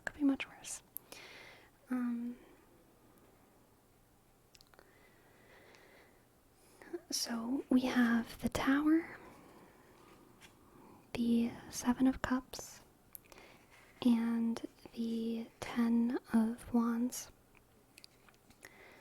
What I'm feeling here is that you are coming to this moment in your life where you're having to admit to yourself that something was a fantasy that something was too good to be true. You were maybe convincing yourself that things were okay, but they weren't, and it's all falling apart now. And you're having to admit to yourself that it's a fantasy to imagine this thing working out, and you're having to kind of lay down the project and hopefully escape, start something new. So the tower is kind of that imminent destruction. The Seven of Cups is basically the realm of fantasy, the realm of dreams, ideas that aren't coming to fruition. And then the Ten of Wands is laying down your burdens, putting something to rest that became too heavy. So yeah, with the combination of these three cards, I'm feeling like you're having to admit to yourself, because of the destruction that is around you, that something was a fantasy, and you have to let it go. You have to stop carrying this burden, because it's not serving you. And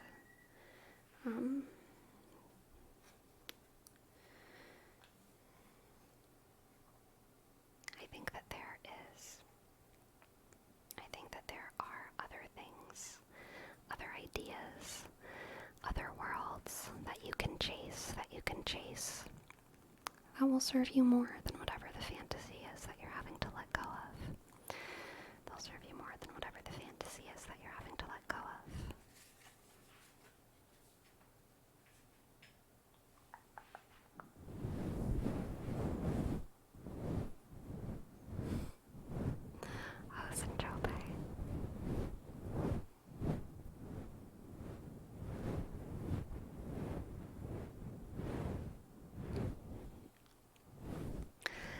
I'm glad it resonates, Agun, but I'm sorry that you're going through that.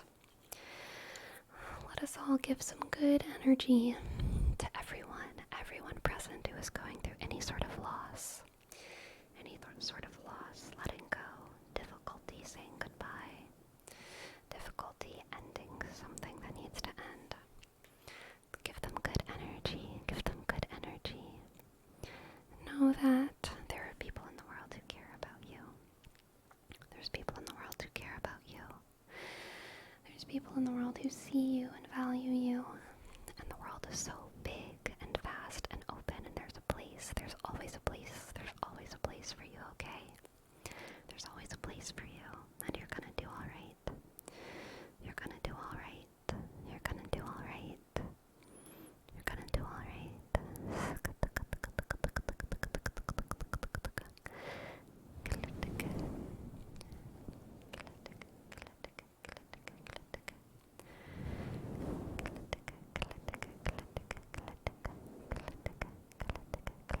Oh, JD. Thank you. I care about you, JD. JD, I got a bone to pick with you.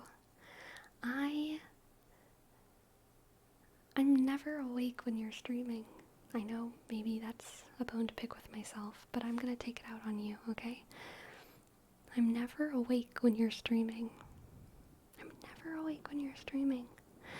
And sometimes I watch your VODs and I'm like, ugh, I wish I were there.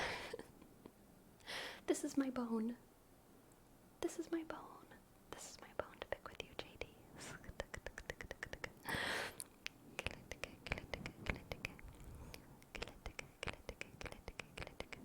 I prefer you to sleep.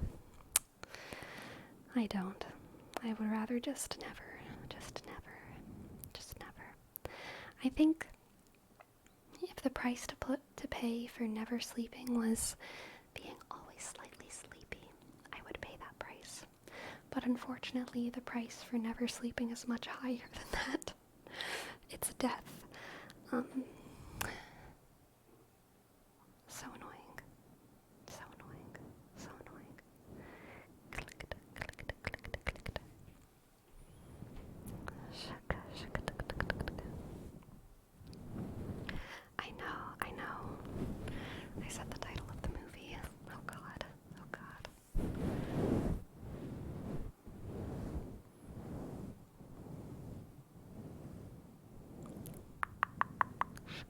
You only pay once, though. That's true. That's true. Well, I feel like you pay a lot, though, actually. Like, I guess you pay the death price once, but, like, the dying price is, like, an ongoing, minute by minute payment of sorts. Dying is a lot more unpleasant than death. Augment a sleep battery? That would be pretty cool. Destruct a gun gun. Yes.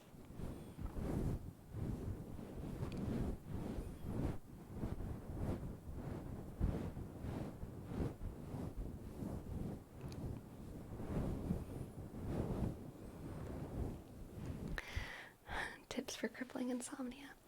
I don't have crippling insomnia, but I do have a little bit of sleep trouble. Sleep trouble sometimes. So, I don't sleep probably as much as I should. But over the weekend, I had a 12-hour sleep, so that was very good. That was very nice. I probably needed it. Probably needed it. Shaka, shaka, shaka, taka, taka, taka, taka, taka, taka, taka,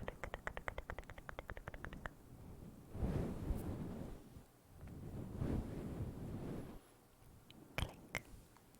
Tick tack, tick tack toe. Tick tack tingle, tick tack tingle, tick tack tingle. I like to sleep, but I don't like going to sleep. And also, while I'm sleeping, I often wake up. And it is very annoying. Damn, I get like 12 hours during a week of Syntrope. That's rough. I probably average like 5 or 6 hours a night. So certainly not 8.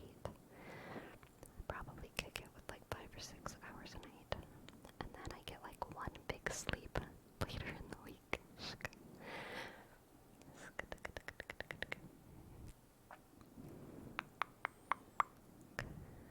I get about 8 hours during my work nights, but I also take a 2 to 4 hour nap on days I work. Oh, I feel that rogue fox. Anytime that I'm working out in the world, I sleep way more. Real life jobs fucking drain you. They are so very draining. Yes, cuz, like, just physically exhausting myself is the best way for me to get a good night's rest.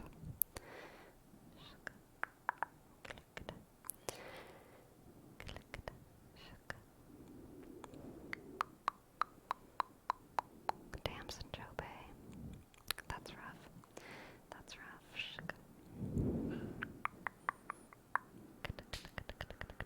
Sometimes makes it worse. Oh, I feel that. There are times where, like, if I work out or something too late in the day, then it like hypes me up too much. Then I can't sleep.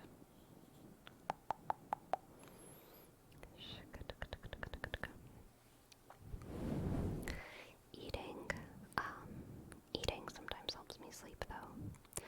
Especially like, something sugary, like fruit.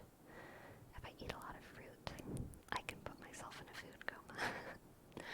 Which sometimes you gotta do. Just eat some apples. Go to bed.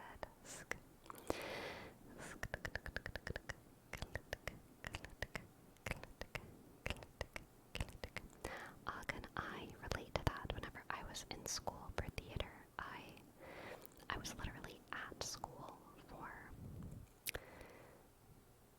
probably 14 hours a day, 13 to 14 hours a day.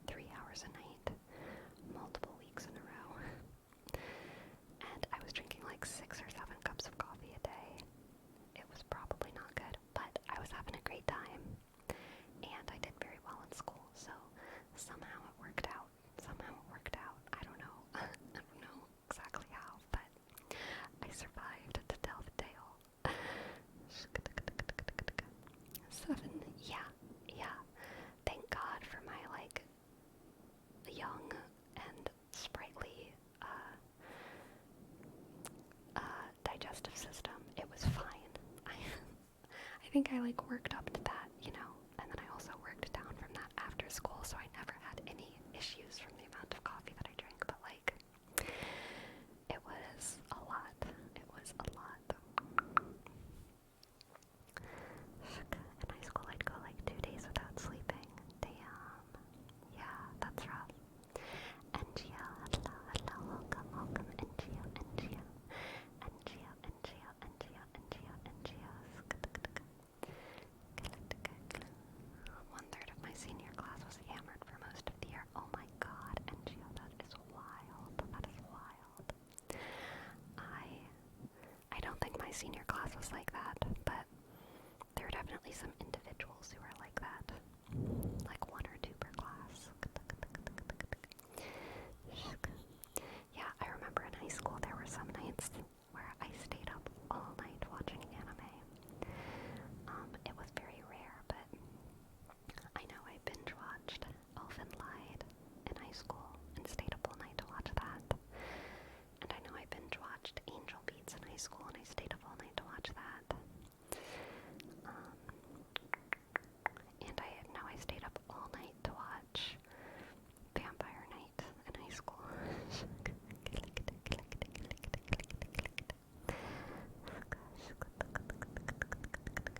And there would be some books that I stayed up all night for too. Riot, hello, hello, hello. You probably should go to sleep. Go drift, drift, drift off into a nice, comfy slumber. Graduation was wild. I knew 3 different people that started with the 5th vodka. Oh my god. That is crazy, NGO. Whenever I graduated college, y'all, I have never been in a more fuck it mindset in my life than like the month prior to graduating college and actually graduating college. I was so done. I was so done with the entire world, y'all. Reasonings for that are a story for another day, but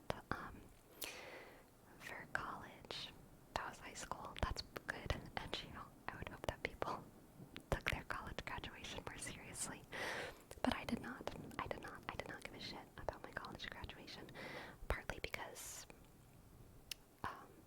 well, I don't need to go into that, never mind.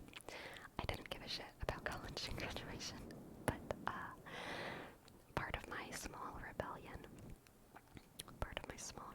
was that, like, all of the girls for college graduation kept talking about the heels that they were wearing. They kept talking about the heels that they were wearing with their graduation outfit. And they kept asking me what shoes I was gonna wear for my graduation outfit. And I didn't care so much. There were so many conversations. Every single day at school, I was being asked what fucking heels I would wear to my college graduation. I was so annoyed. Did you wear Converse sneakers? No. I wore the shoes that I wore every single day of my sophomore, junior, and senior year of college. I wore them every single day for 3 years. And so I wore them for my graduation. They were orange tennis shoes with big holes in the toes. And it felt very powerful, honestly. Walking across the stage in my comfy orange tennis shoes with big holes in the toes.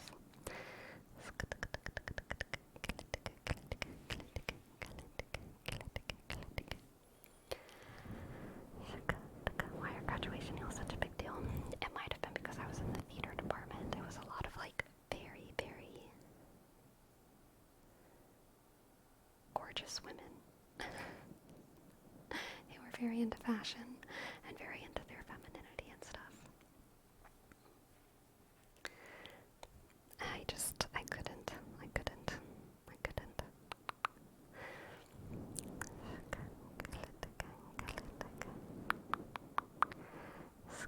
Proud holes for home. What a hashtag.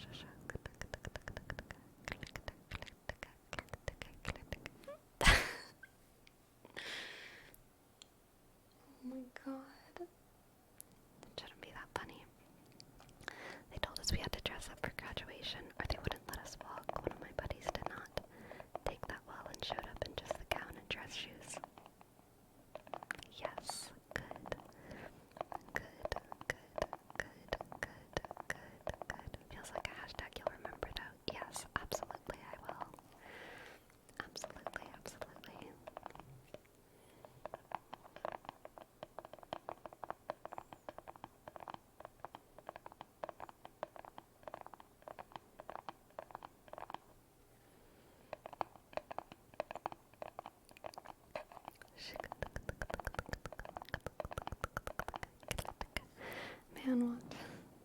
That's good, NGO. I'm proud of them. I'm proud of them for doing that for themselves. Saint Vortex, hello, hello, hello. Kit and Caboodle, Kit and Caboodle, Kit and Caboodle. Oh, so tingly. Kit and Caboodle, Kit and Caboodle, Kit and Caboodle, Kit and Caboodle, Kit and Caboodle, Kit and Caboodle. Kit and Caboodle, Kit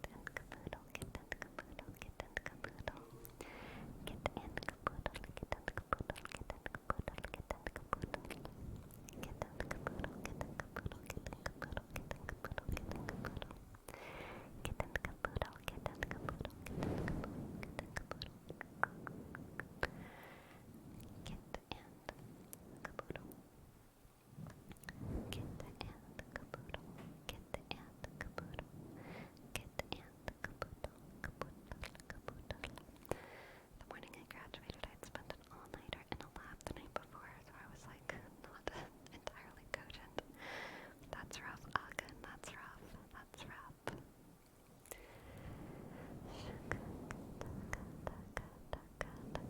Oh, Rogue Fox. No need to feel self-conscious. College is overrated, okay? College is overrated. I respect the workers who did it without college. Rogue Fox, I went from college to working in food service, okay? So that's why I can relate to what you said about working in fast food. It was partially because right after college, COVID hit. But still, I went from college to food service, and I had, probably the same trajectory in life that I would have had if I hadn't gone to college. Even though my college experience definitely helped my brain and helped my soul develop in lots of ways, to where, like, I'm glad I went to college on, like, a paper way. It didn't give me any, like, accomplishments in my life. I didn't get too much materially out of going to college.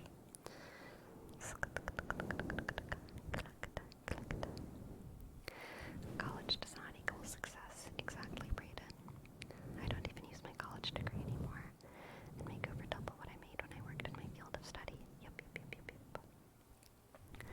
Glad I didn't go to college, but days like today, test that idea, was literally so hot in the back of the truck. The treads of my boot were melting. Oh gosh, NGO, I'm so sorry. But I was in the very, very fortunate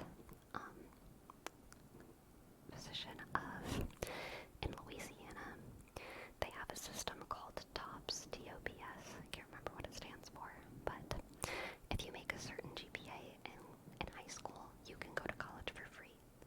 It, like, pays your tuition. So, first of all, amazing, surprising that Louisiana has this, like, awesome thing that exists. But, like, that was a major part of why I decided to go to college. A major part of why I decided to go to college. Because I could go to college for free. So, it gave me time to, like, think about what I wanted to do with my life. It gave me education. So yeah, that's another reason why, like, I'm glad I went to college, because I had the opportunity to go to college, because it was paid for by this program in my state. But if that program hadn't existed, it would have definitely been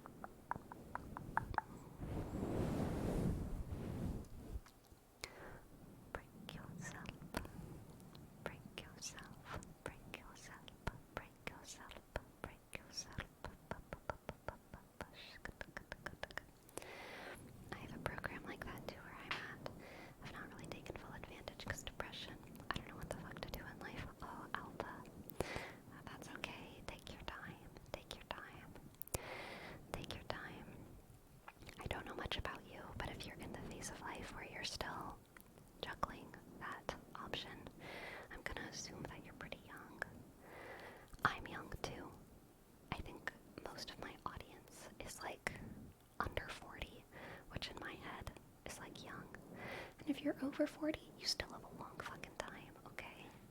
You have a long fucking time. All of us have so much time to figure out what we want to do. All of us have so much time to transform ourselves into who we want to be. All of us have so much time to be who we want to be, to discover who we can become, to discover who we can become, to discover who we can become. And it's good to take the time that you need in order to heal, in order to heal, in order to heal. And it's also good to impress yourself with just how much you can do, with just how much you can do. I believe in you, Alpha CJ. I bet you can do a lot. I bet you can do a lot. I bet you can do a lot. 40 is actually the new 30, seriously. True.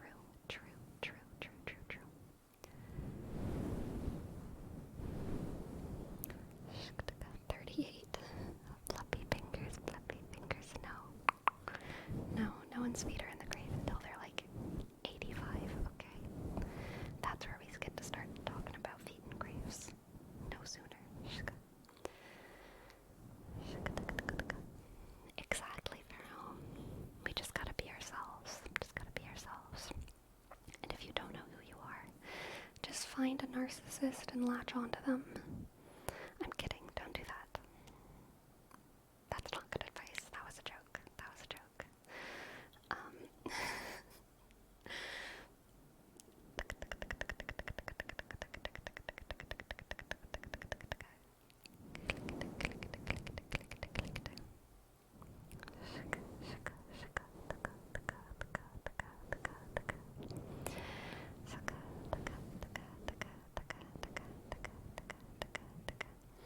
You have such a potent shadow. Dear God. God in all works. Stop looking at my shadow.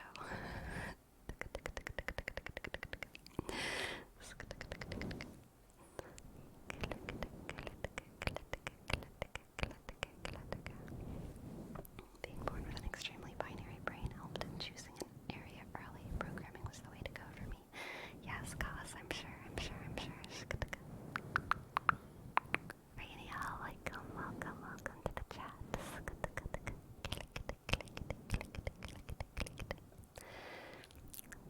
I'll pay Sleepy to be my counselor. No, I can't take that. I can't take that money. JD. No, blood money, truly.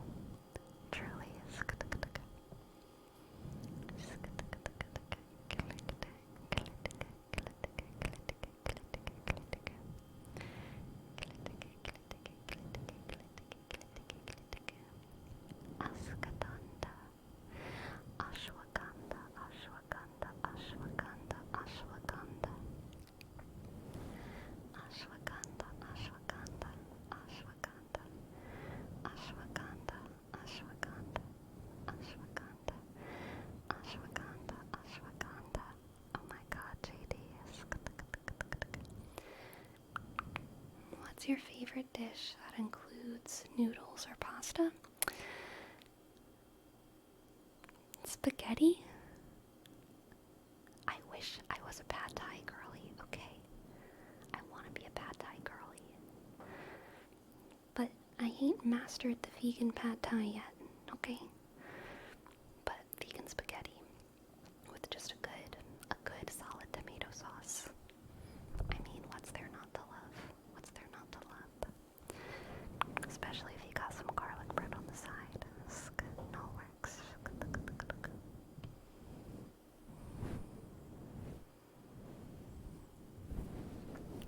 T-Panda, welcome to the chat. What about Patsy you? I'm not sure.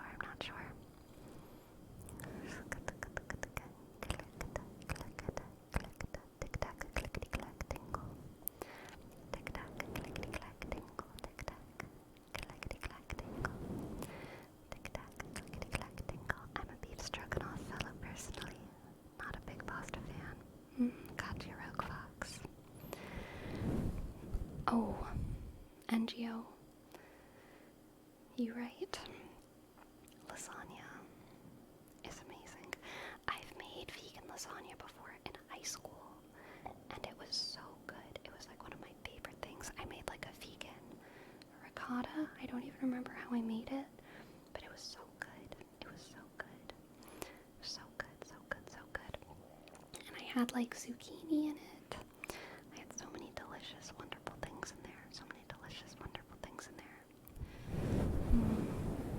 I wish I could remember where I got that recipe.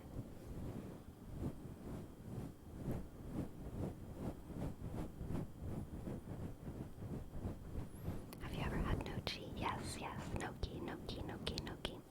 I have a brain stupidity where I always want to say mochi and nochi instead of gnocchi and mochi. And it destroys me every day. It destroys me. So embarrassing.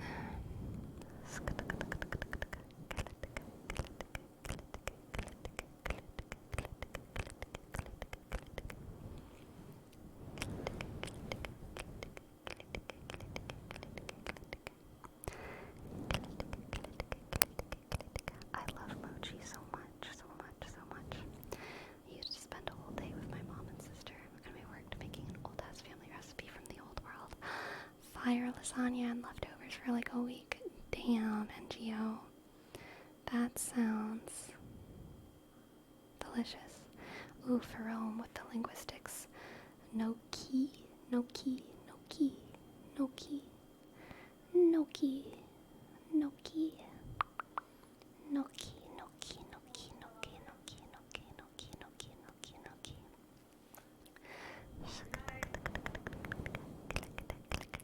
Someone just said goodnight outside. And what perfect timing for them, because my friends, it is time to call the stream to a close. Alas, alas, alas, alas. It is time to call the stream to a close. Let us see who we can raid tonight.